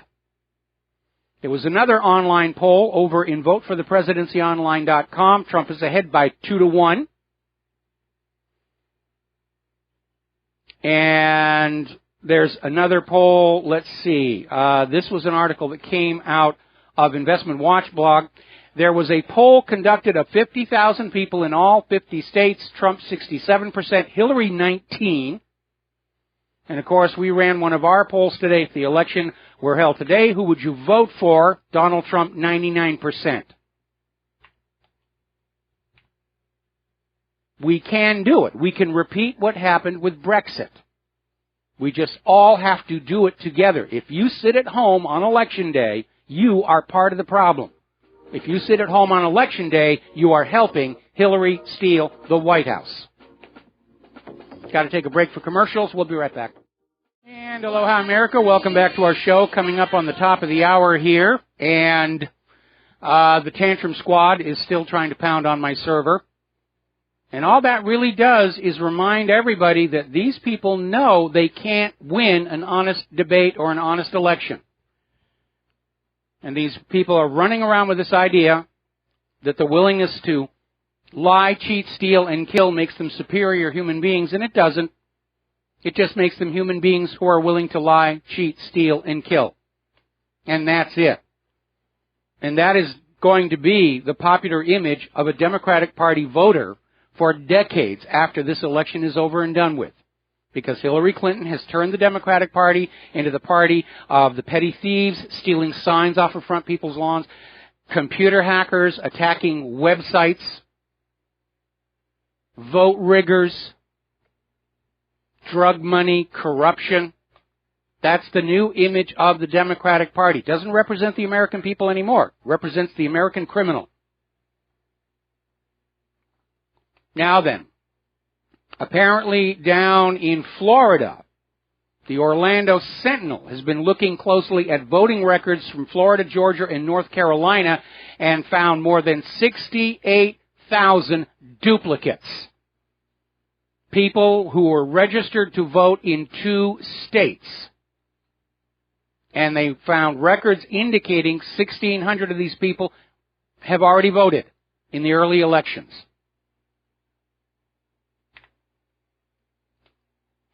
Beware the walking dead voters. Story coming out of an alert blog spot. A while back, there was a vote fraud allegation in Chicago. The grand jury concluded 100,000 fraudulent votes had been cast. But Barack Obama is out there saying, it's impossible to rig the American elections. Unless, of course, it's Russia. We know that Russia's going to do that. A lot of people are very concerned that a George Soros-connected company is providing voting machines in 16 states, including the swing states. And I got to tell you, George Soros has become the strongest argument for socialism by showing what people with way too much money can do in terms of causing mischief. People like Soros and Bill Gates think that having a lot of money gives them the right to play with planet Earth and its people like toys.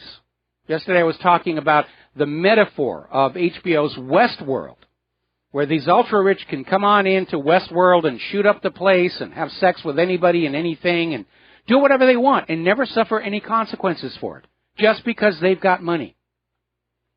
I think that show is going to be hugely, hugely successful because people are going to understand what's going on. Now, Michael Moore has come on out with his pro-Hillary video. It was a rush job. He made it over 11 days. And it's basically a video of a stand-up routine where he actually comes on out and says, or the character in the film comes on out and says, I hope Hillary killed Vince Foster. That's badass. That's their new idea. Yeah, she kills people. Isn't that great? Vote for Hillary. We'll be right back. Aloha, America. Welcome back to our show today here. The phone lines are open, 800-313-9443. And with just a few hours to go before the debate, Hillary Clinton's team is already out there saying it's Russia and Russia Today were behind the Podesta leaks. They did it all. You can't read the Podesta emails or you're in league with the Russians. I mean, they're really desperate to keep this stuff from the eyes of the American people, which is why you, the Rivero's Rangers, the independent media, need to grab these James O'Keefe videos and all these Podesta emails about how the State Department tried to bribe the FBI, and you need to send it to everybody you know. Post it all over Facebook, post it all over LinkedIn, send it on Twitter, send it to everybody in your mailing list. This is a street brawl for the future of the United States of America. And nobody can be neutral. Nobody can just be a bystander. Nobody can just be an observer. If you are not decisively engaged, you're part of the problem. I mean, what's it going to cost for you to sit at your keyboard and do some typing and clicking for an hour? Really, it's not that. I'm not asking you to do anything really intense, like auction off your car and send in the money to the Trump campaign. I'm just asking you to get involved. And it's not too much to ask. I don't ask you for a lot, but I'm asking you now. These O'Keefe videos and these Podesta emails need to be saturated all across the net. We have to shout down the corporate media, and we can do it. There's not that many of them. We are legion out here in the independent media. We are millions and millions of angry Americans, and we can reach out to our fellow citizens. Now, if you're going up against one of these useful idiots who says, oh, I believe the corporate media and Hillary's good and Trump's good, don't waste any time. Remember, there's a lot of people out there who are paid to argue with you, to waste your time. Forget them. Focus on finding people who are seriously asking, what the heck is going on with this country? And you focus your energy and efforts on them. Just flood it on out there. We've got a little less than 3 weeks to try and save this country and save this world from World War III. Now, getting into the war zones, and there is a lot out there, the Normandy Four are getting back together to try and prevent a full-scale war. And this all comes down to the fact that Kiev keeps breaking the Minsk agreement. Constant ceasefire violations. They've tried to invade Donetsk a couple of times. The assassination of the commander Motorola. And DPR head Alexander Zakharchenko's statement has made it clear. Donbass is nearing the end of its patience. They're ready to launch an offensive against Kiev itself. Which, of course, is what the U.S. wants. The U.S. is desperate for a war. They need a war so they can invoke the war powers and say, well, we've got to control speech, and we've got to control this, and we've got to do that. It's all justified by the war. Well, not if the war itself is not justified. If the war is being ginned up out of thin air for profit and conquest, no, that's not a war the American people can get behind. Meanwhile, Ashton Carter is going to visit Turkey on the 19th to discuss the Syrian crisis and the situation in Iraq. They're still trying to figure out a way they can get back into Syria. And the U.S. doesn't have any business being in Syria. Now that we know they're not actually going after ISIS and Al-Qaeda other than to drop guns on them, supplies. Now, Russian paratroopers have arrived in Egypt for what are called the Friendship Defenders Drill, and this is significant. More and more countries are starting to say, we're kind of sick and tired of all this U.S. nonsense. They're pivoting toward Russia. And this could be the beginning of a permanent link between Russia and Egypt. Remember, when El-Sisi came on in, he started a program to widen the Suez Canal. And a lot of people were saying this may be a prelude to the Suez Canal being used to move large military ships back and forth, rather than just cargo and tankers. Now, over in the Philippines, Obama's arrogance in telling the Philippine president that you shouldn't shoot drug dealers. Those are our friends. We love the drug dealers in this country. You should love your drug dealers too. And Duterte has basically told the U.S. to get out. He's pivoting to Russia and China, going to buy weapons from them instead. And I guess the Philippine people are fully on board of this because they are protesting in front of the U.S. Embassy. U.S. go home. It's in front of the embassy in Manila. There's unfortunately been a confrontation because a Philippine police van rammed some of the protesters in front of the U.S. Embassy. That could turn the Philippine people against the police. Now, once again, we got another video, and it's on the front page of WhatReallyHappened.com, talking about the fact the United States is hand-painting some of their warplanes to match the Russian jets. Now, remember, the U.S. wants to get a war going in Syria against Russia or in Ukraine or whatever. This is all taking place down in Syria. The only reason to make U.S. jets look like Russian jets is for a false flag attack. To send these aircraft in to blow up something really significant and say, oh, look what Russia just did. Those dastardly Russians, we must go and give them what for. I'm not going to give them what for. Your children will have to go give them what for me. But we know they are painting U.S. warplanes to look like Russian aircraft. There has to be a reason. We're going to do a quick shout out to our on-air affiliates who are just rejoining our network. We're talking about the war zones, the indications that the U.S. is trying to get a major war going, but they need a false flag to somehow make it look to the American people like this is Syria or Russia's fault or China's fault or Korea's fault or whoever, because that's how the U.S. tricks you into war. Sending the Lusitania loaded with weapons into an area with U-boats and no escorts and then claiming, oh, there was no weapons, it was an innocent passenger ship. Or there were torpedoes in the Gulf of Tonkin that attacked the USS Maddox, and Robert McNamara came on out, and yes, he's dead. I know, I got emails from people saying that, yes, he passed away. But he actually admitted the Gulf of Tonkin incident never actually happened. It was just something to tell you, to get you to pour your money and the lifeblood of your children onto another war of conquest. Same thing with the USS Maine in Havana Harbor. There never was a Spanish mine. And Pearl Harbor most assuredly was not a surprise attack. Roosevelt spent the entire year of 1941 goading Japan into it. How many times do you have to be lied to until you're willing to understand this government lies and tricks you into wars? And they're getting ready to do it again. Turning to the economy, there's an article that came out of FortRuss.com where, despite the rhetoric that you may be seeing in the Western media and financial circles, BRICS is actually very strong and solid. And rumors of its demise are greatly exaggerated, to paraphrase Mark Twain. Meanwhile, the Western banking system has got its own problems.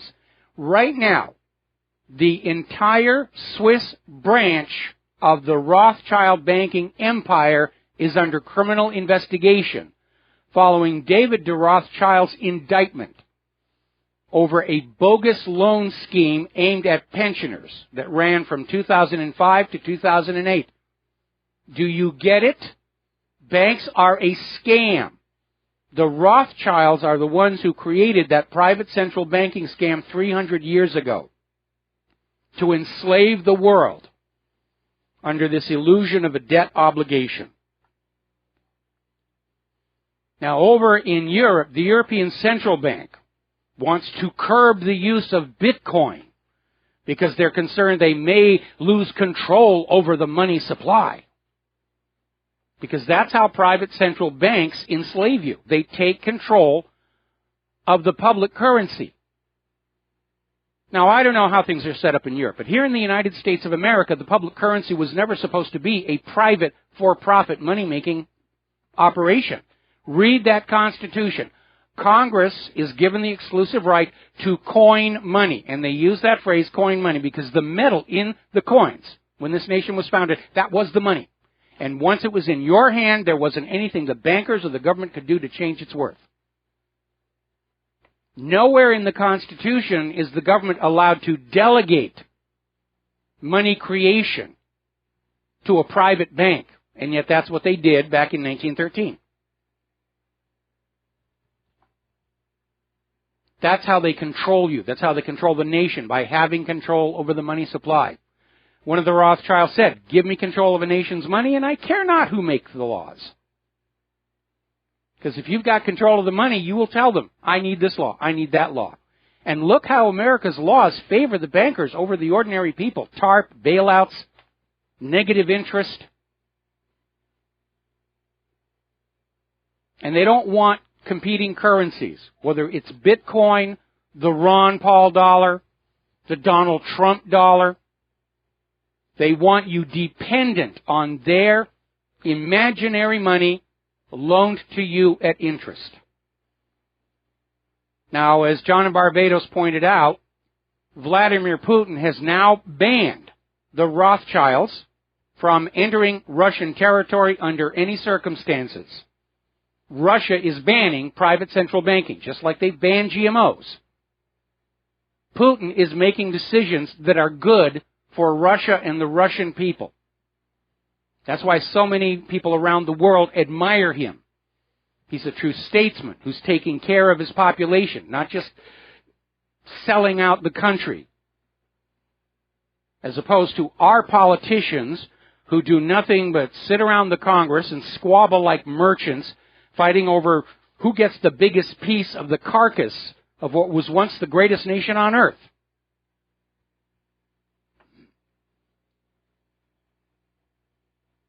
Now, the entire Wall Street stock market economy is being propped up with fraud.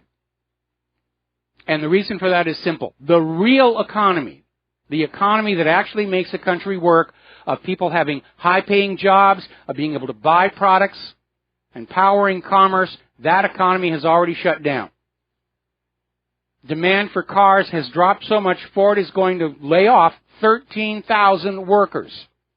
They have got huge lots filled with brand new cars nobody is buying.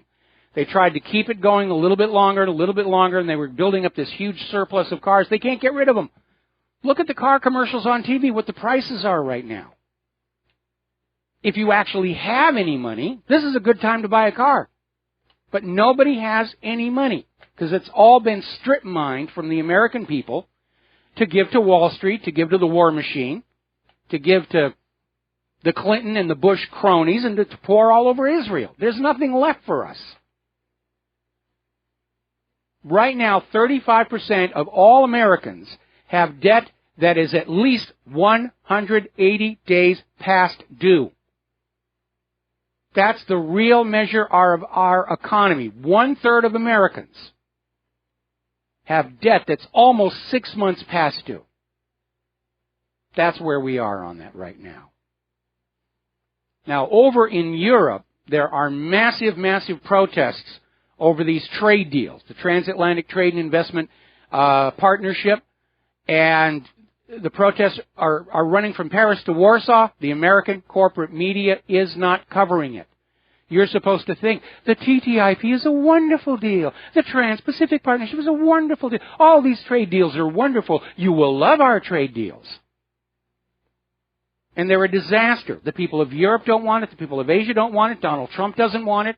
But by golly, we're going to shove it down your throat because we are in control of the country, not you voters. All right, we're going to take a phone call. Alex in Florida, aloha. Welcome to the show. What's on your mind? Hey, Michael, you're talking about the TPP, and I heard that the Clinton Foundation basically came up with that trade deal. Did you hear that? No, I hadn't, but I would not be surprised if they're trying to take advantage of it. Yeah, that's kind of pathetic. Hey, any news on Julian Assange? Do we know if he's okay, other than, like, I know that they cut the cable to his internet, but any news on his health? There are a lot of rumors, none of which can be confirmed. There is supposedly one message he managed to get out through means other than the internet to say that he's still okay. But all they've really done is they've eliminated Assange's ability to appear in TV interviews, but the document dumps are continuing because they were never there in the Ecuadorian embassy, and now everybody is pointing fingers and trying to duck responsibility for what was clearly an act of political censorship. And, you know, the U.S. is now denying they had anything to do with it. They're dropping the blame on Ecuador, and it's an ugly situation. We do know that, you know, there were reports Kerry had threatened Ecuador. You cut that line or we will do bad things. Just don't tell anybody it was us. Yeah. It doesn't seem like there was a new email dump today, was there? Yes, there was. There was another Podesta email dump, about 1,100 pieces. People are starting to go through that already. Was that number 12 or what? I have lost count. I have lost count between WikiLeaks and the FBI files and James O'Keefe's videos. There is so much coming on out. And, of course, over at the corporate media, they've got their fingers in their ears and their eyes shut tight saying, we don't see it and we don't hear it and you can't make us, nya, nya, nya, nya, nya, nya. Another woman has accused Donald Trump of sexually assaulting her 72 years ago, or whatever it is they're going to come up with next week. Yeah, I heard on NBC yesterday they're talking about Russia meddling with our elections. It's such a they joke. couldn't do it. They couldn't. They man. can't do it. President Obama just came on out and said it's impossible to tamper with the American elections, so Russia's off the hook. Yeah, well, you know Jimmy Carter. I know everyone doesn't like him. I like him. I happen to like him. He says that the United States elections are the worst in the world. Over 1,000 different ballots and all kinds of stuff. I would agree with him. Absolutely. Absolutely. The only problem I had with Jimmy Carter. The worst in the world. The only problem I had with Jimmy Carter, he was a reactionary president to Richard Nixon, just as Donald Trump is a reactionary president to the Clintons, Bushes, and Obamas. And both of them are going into office with a dangerous degree of naivete. I really liked Jimmy Carter. He's one of the few presidents I would have liked to have actually met in person at some point or get him on the show. None of the others, though. The last president I met in person was Richard Nixon, and I did not like the man. And this was before he was president. Yes, I'm that old. Yeah, well, I called liberal radio here, and I was talking to the gentleman about all the wars that we're in, that the liberals just don't even ever want to talk about Obama's wars and his continuation of the drone bombs and everything.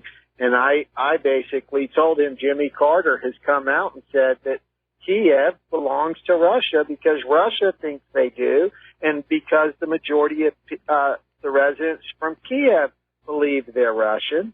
Jimmy Carter has also said that Syria should make their own decision on what government they want, and that most of them consider themselves to be Syrian, and they like the government that they have. Assad keeps winning re-election time and time again. The U.S. is out there with all this bovine excrement about responsibility to protect and going. It's all about grabbing other people's natural resources and forcing them to use the U.S. dollar to buy and sell them to prop up what's left of our economy. Because that's all they've got left. Our manufacturing has been in decline in quantity and quality for 30 years. Nobody wants to buy anything made in America because it's an overpriced piece of junk that's designed to fail after a few years, so you're forced to buy another one. Nobody wants our GMO agriculture. There is nothing left holding up our economy but other countries being forced to borrow U.S. dollars at interest to conduct cross-border trade and banking. And when that goes away, the U.S. economy is going to fold up. That's right. And I'll tell you what, the hate amongst the Bernie Sanders supporters for the Democratic Party is very much alive and there. Oh, it's here, buddy. It's palpable. We hate them. I will never vote Democratic ever again. It's interesting. I just got an email from a lifelong Democrat who just got the sample ballot, and they wrote across it, "Take me off your mailing list. I'm voting Republican from now on," and they mailed it back in. Thank you for the phone call, Alex. We're going to let you go. Take a break for commercials. Got another caller waiting on the line. And aloha, America. Welcome back to the show. And I got to tell you, this campaign is just turning into an absolute circus. Breitbart is reporting that Madonna was down there introducing comedian Amy Schumer in New York City last night. Now, Amy Schumer has been catching some flack. She's been out there attacking Donald Trump, and whole sections of the audience have been getting up and walking out. So they decided to get Madonna down there to bring her in, to hopefully the star power would bring more people in. Madonna actually got up there and told the audience, if you will vote for Hillary Clinton, I will give you a BJ. And you know what I'm talking about. And this was apparently a direct quote. I'm really good. I'm not a douche and I'm not a tool. I take my time. I have a lot of eye contact and I do swallow. I mean, Democrats, that's your new image. That is your new image, courtesy of Hillary Clinton and Madonna. All righty, getting on back to some serious stuff. Phone calls. Riley in Wisconsin, aloha. Welcome to the show. What's on your mind? Hi, Michael, my favorite show. Thank you. I just wanted to say, you might have heard of this guy. His name's Jim Mars. Oh, yes. He's seems like a pretty nice guy, good guy. And I heard him on a program, and he said, if you vote for Trump, wear red. And I said, oh, my God, that's what Mike tells us to do. So I didn't know if you actually started this or you got together with him, but I think this thing is catching on around the country. Well, that's a good thing for it to be doing here right now. Now, my original idea, of course, was the paper tape T, and then I think the Trump campaign itself came out with just wearing red, and that actually I think is a much more workable idea. In the end, it doesn't really matter who came up with the idea as long as everybody gets on board with it. Because if all of I think it's really catching on. Good. Whoever's Good. behind it, I always credited you because I always hear you say it. You were the only one that I heard say it until then.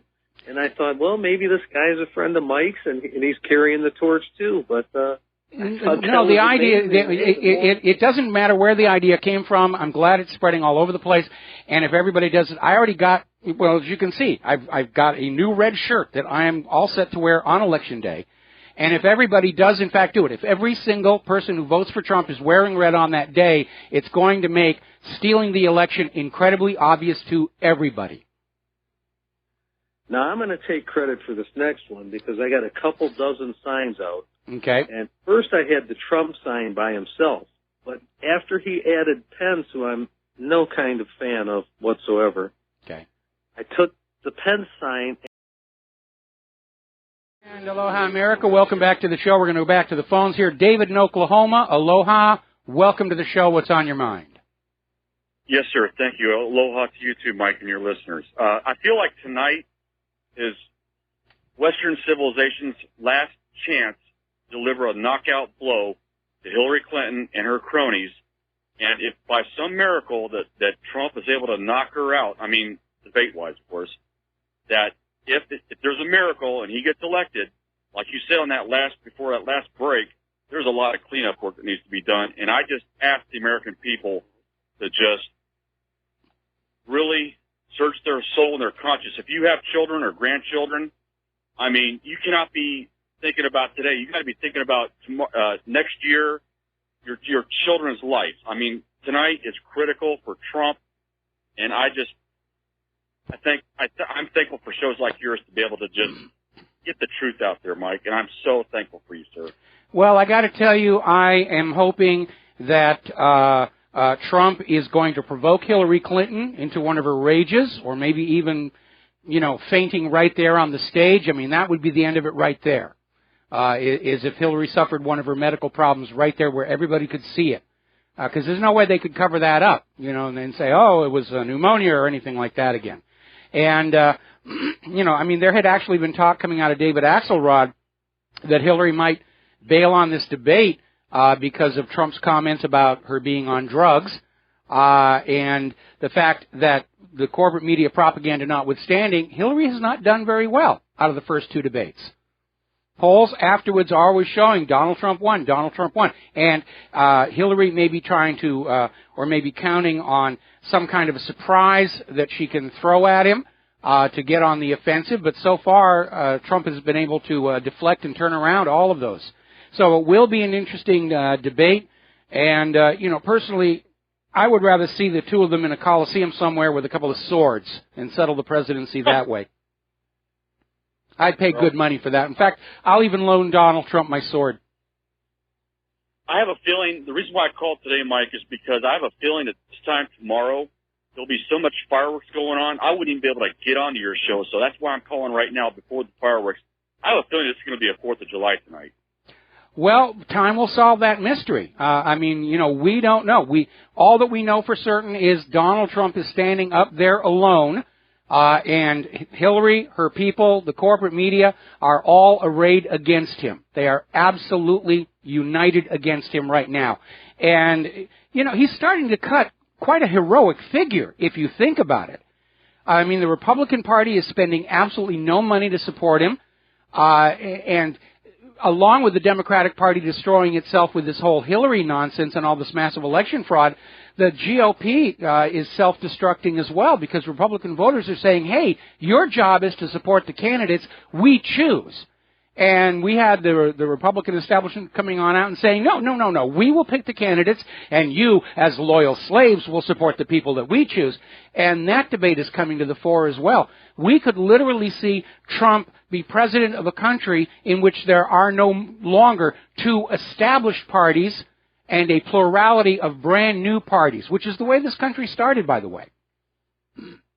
Yeah, a lot hinges on this election, Mike. You're absolutely correct, and that's why your voice and your show is so important.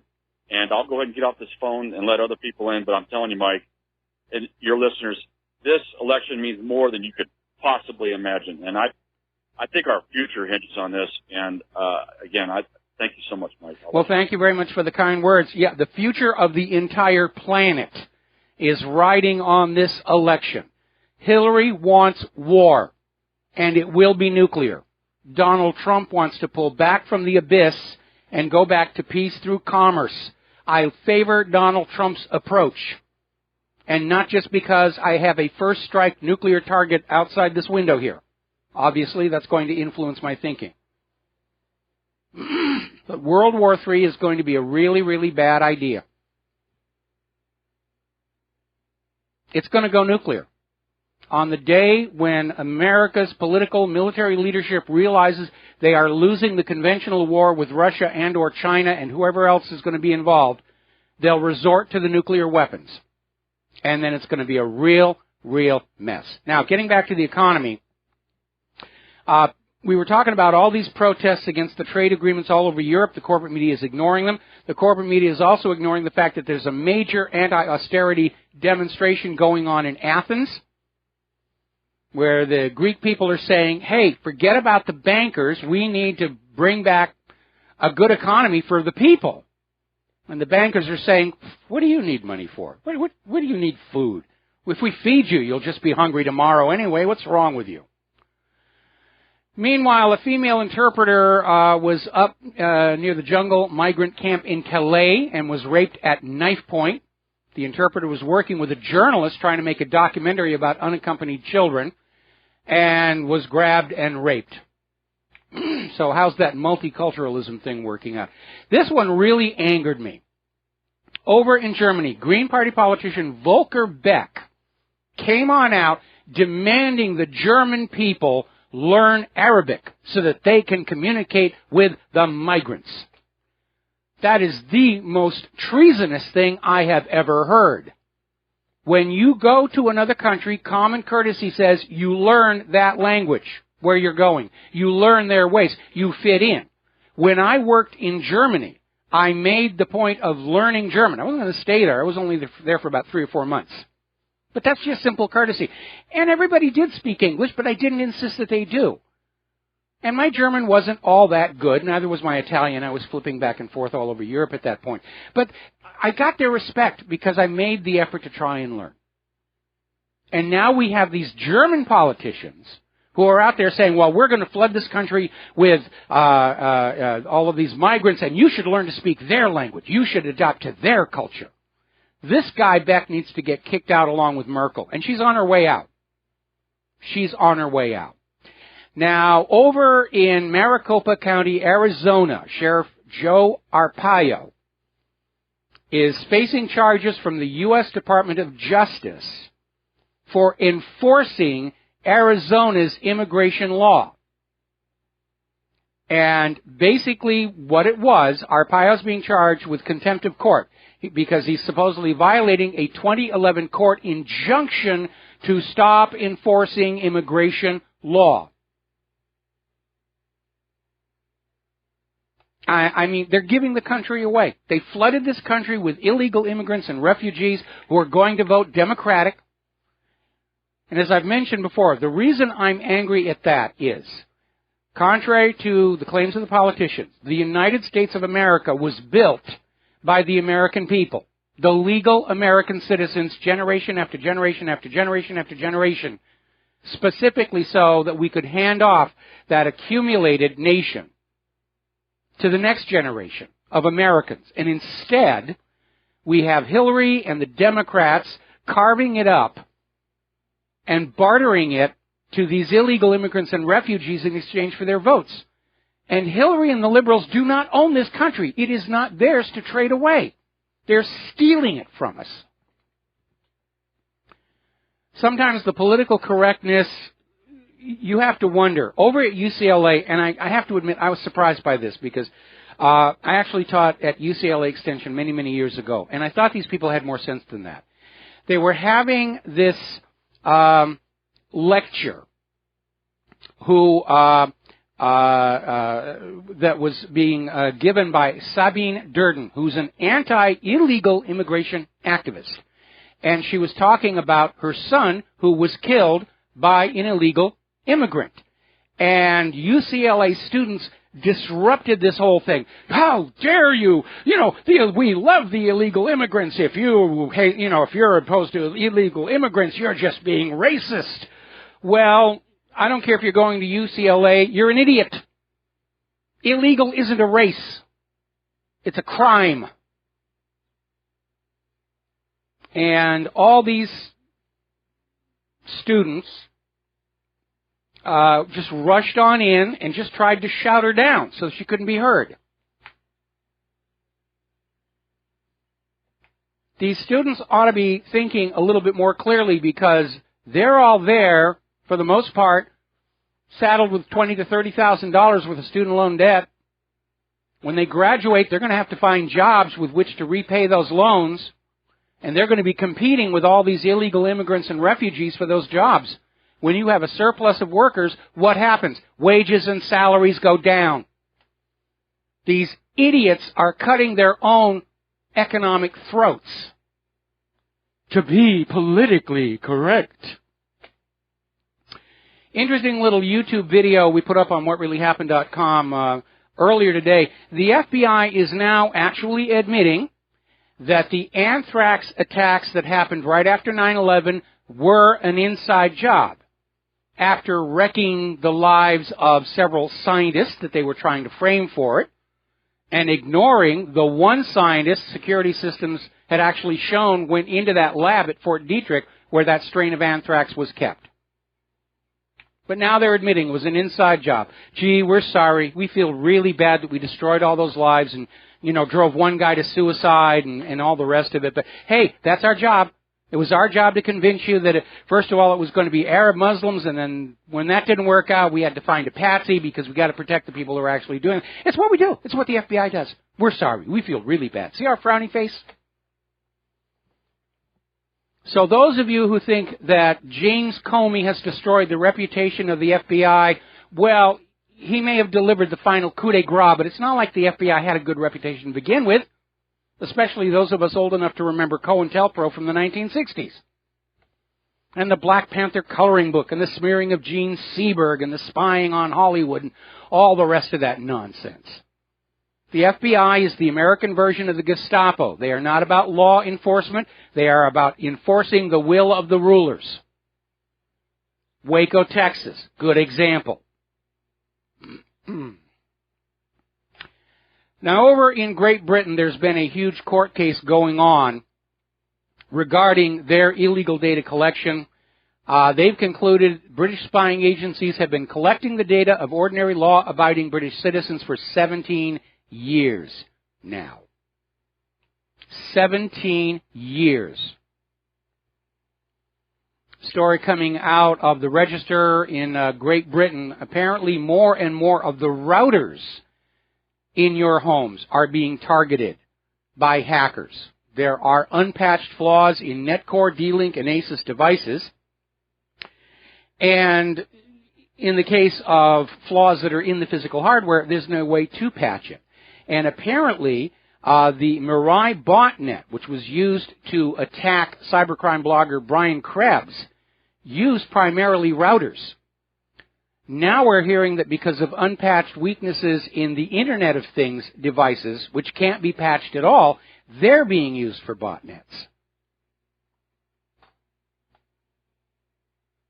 And this is all apparently okay with the NSA and the CIA and the FBI. They've got more important things to do, like stealing pictures of your naked significant other off of your personal electronic devices to amuse themselves with, according to Edward Snowden. Now somebody, I wonder who, got in and hacked the National Republican Senatorial Committee website storefront and installed malware that skimmed donor credit card information for 6 months. And apparently the NSA completely missed that one as well. Meanwhile, the state is throwing its weight around a little bit more. Apparently, there was this story, this came out of Forbes. And apparently, back in May of this year, the Department of Justice wanted to search a property in Lancaster, California, and walked in with a memorandum saying they had authorization to get the fingerprints and thumbprints of every person in the building, just in case they needed them to unlock fingerprint-locked devices, primarily Apple. The government doesn't like the fact that Americans want privacy. The government doesn't like that Fourth Amendment. They want to spy on everything that you are doing. And they don't have a right to do that. You have a right to privacy. The government is not supposed to come in and intrude into your private affairs unless they have evidence a crime is being committed. They're not allowed to just walk on in and rifle through everything in the hopes that they'll find something. That's why that Fourth Amendment is there. And I will maintain that a government that refuses to abide by that contract, the Constitution and the Bill of Rights, is not a legal, legitimate government. And certainly they're only reinforcing that image of illegitimacy with their constant lying to the American people, and the out-of-control election fraud, which has destroyed our democracy. Now, along with Obama making statements about having to get the independent media under government control and make sure that they're lying to you just as much as the TV networks, we're seeing an alarming increase in police actions against protesters and even journalists. Apparently, at the Dakota Pipeline protest, even people arrested for misdemeanors were being strip-searched. Now, Amy Goodman from Democracy Now! Was being sought on charges of causing a riot, even though she was just there reporting. Even though the charges have been dropped, the police are still looking for her because they want to confiscate her unedited video footage. There must be something on there they're concerned is getting out. Now, there's another journalist, Dia Schlossberg, and she is currently looking at 45 years in prison simply for reporting on the demonstration against the Dakota Access Pipeline. And she's being charged with 3 felony charges: conspiracy of theft of property, tampering with or damaging a public service, and conspiracy to theft of services. All she was doing was filming what was going on. But that's the new face of tyranny in this country. And it's being directed not just at the independent media, but against the corporate media. And all of these corporate media prostitutes and correspondents who are out there serving Hillary Clinton don't understand that if they succeed in getting her into the White House, they're going to be next for targeting. They're going to be next. Now, the U.S. Navy has admitted that for decades they have been dumping chemicals known to harm infants' brains. This is over at the Northwest Training and Testing and Environmental Impact Statement. Thousands of these products were being just dumped into the environment. Toxic chemicals, lead and mercury. And they're not the only ones. The Air Force has admitted they accidentally released 150,000 gallons of water with toxic chemicals into the Colorado Springs sewer system. Remember what I said about that war mindset? Doesn't matter what the other damage is. We have to win, victory or death. We'll be right back. And aloha, America. Welcome back to the show here. Last segment of our program today and the final countdown here for the final debate between Trump and Hillary. And I wonder if a fly is going to land on her face again. And, of course, she didn't notice the last time. Probably couldn't feel it through all the Botox.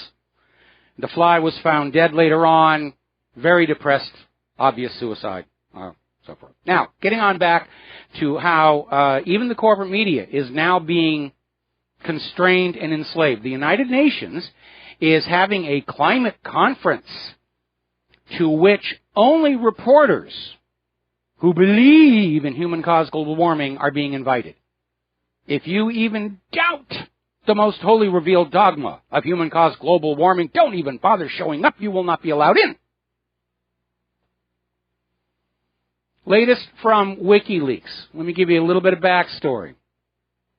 Remember when Hillary Clinton, in her FBI interview, stated that she never deleted, nor did she instruct anyone to delete her emails. And last week in the sworn testimony to Judicial Watch, Hillary again denied asking for the emails to be deleted. An email in the latest WikiLeaks dump says, from Hillary, quote, "As I said in March, I chose not to keep the personal ones. I asked that they be deleted. Hillary lied. Hillary lied. Hillary lied." I know for this audience, hardly newsworthy. How do you know when Hillary Clinton is lying? Her mouth moves and words come on out. But there it is. She lied to Judicial Watch under oath. That's perjury. She lied to the FBI. They didn't bother putting her under oath, so nothing's going to happen there, which is, of course, what James Comey wanted. But her testimony to Judicial Watch, her written deposition to Judicial Watch, is under oath. And based on this WikiLeaks email, Hillary Clinton has committed perjury. This is why it is important for all of you to take some time, just an hour. I'm just asking for an hour of your time, or between now and when the debate starts. Copy off all these James O'Keefe videos, send them everywhere. Facebook, LinkedIn, your email list, Twitter, and all of these WikiLeaks, especially this one, which is now up on WhatReallyHappened.com. Hillary Clinton committed perjury in her statements to Judicial Watch. We have to get it out there. We are millions and millions of Americans. We can shout down the corporate media prostitutes and correspondents. All we have to do is decide that's what we're going to do. And I need you to do that for me. You're all Rivero's Rangers. You're all part of the independent media. One of these days we'll have little patches and buttons made up for the Rivero Rangers so you can all feel proud in what you're doing. And we'll try and get those put together real quick. All right, we're coming up here on the end of the show.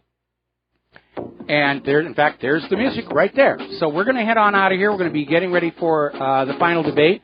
We'll be back tomorrow here on the Republic Broadcasting Network. Until then, stay informed, stay skeptical. Share what you know with everybody that you know. We have to work together. Literally, the future of planet Earth is on the line with this election. We'll be back tomorrow. Aloha, America.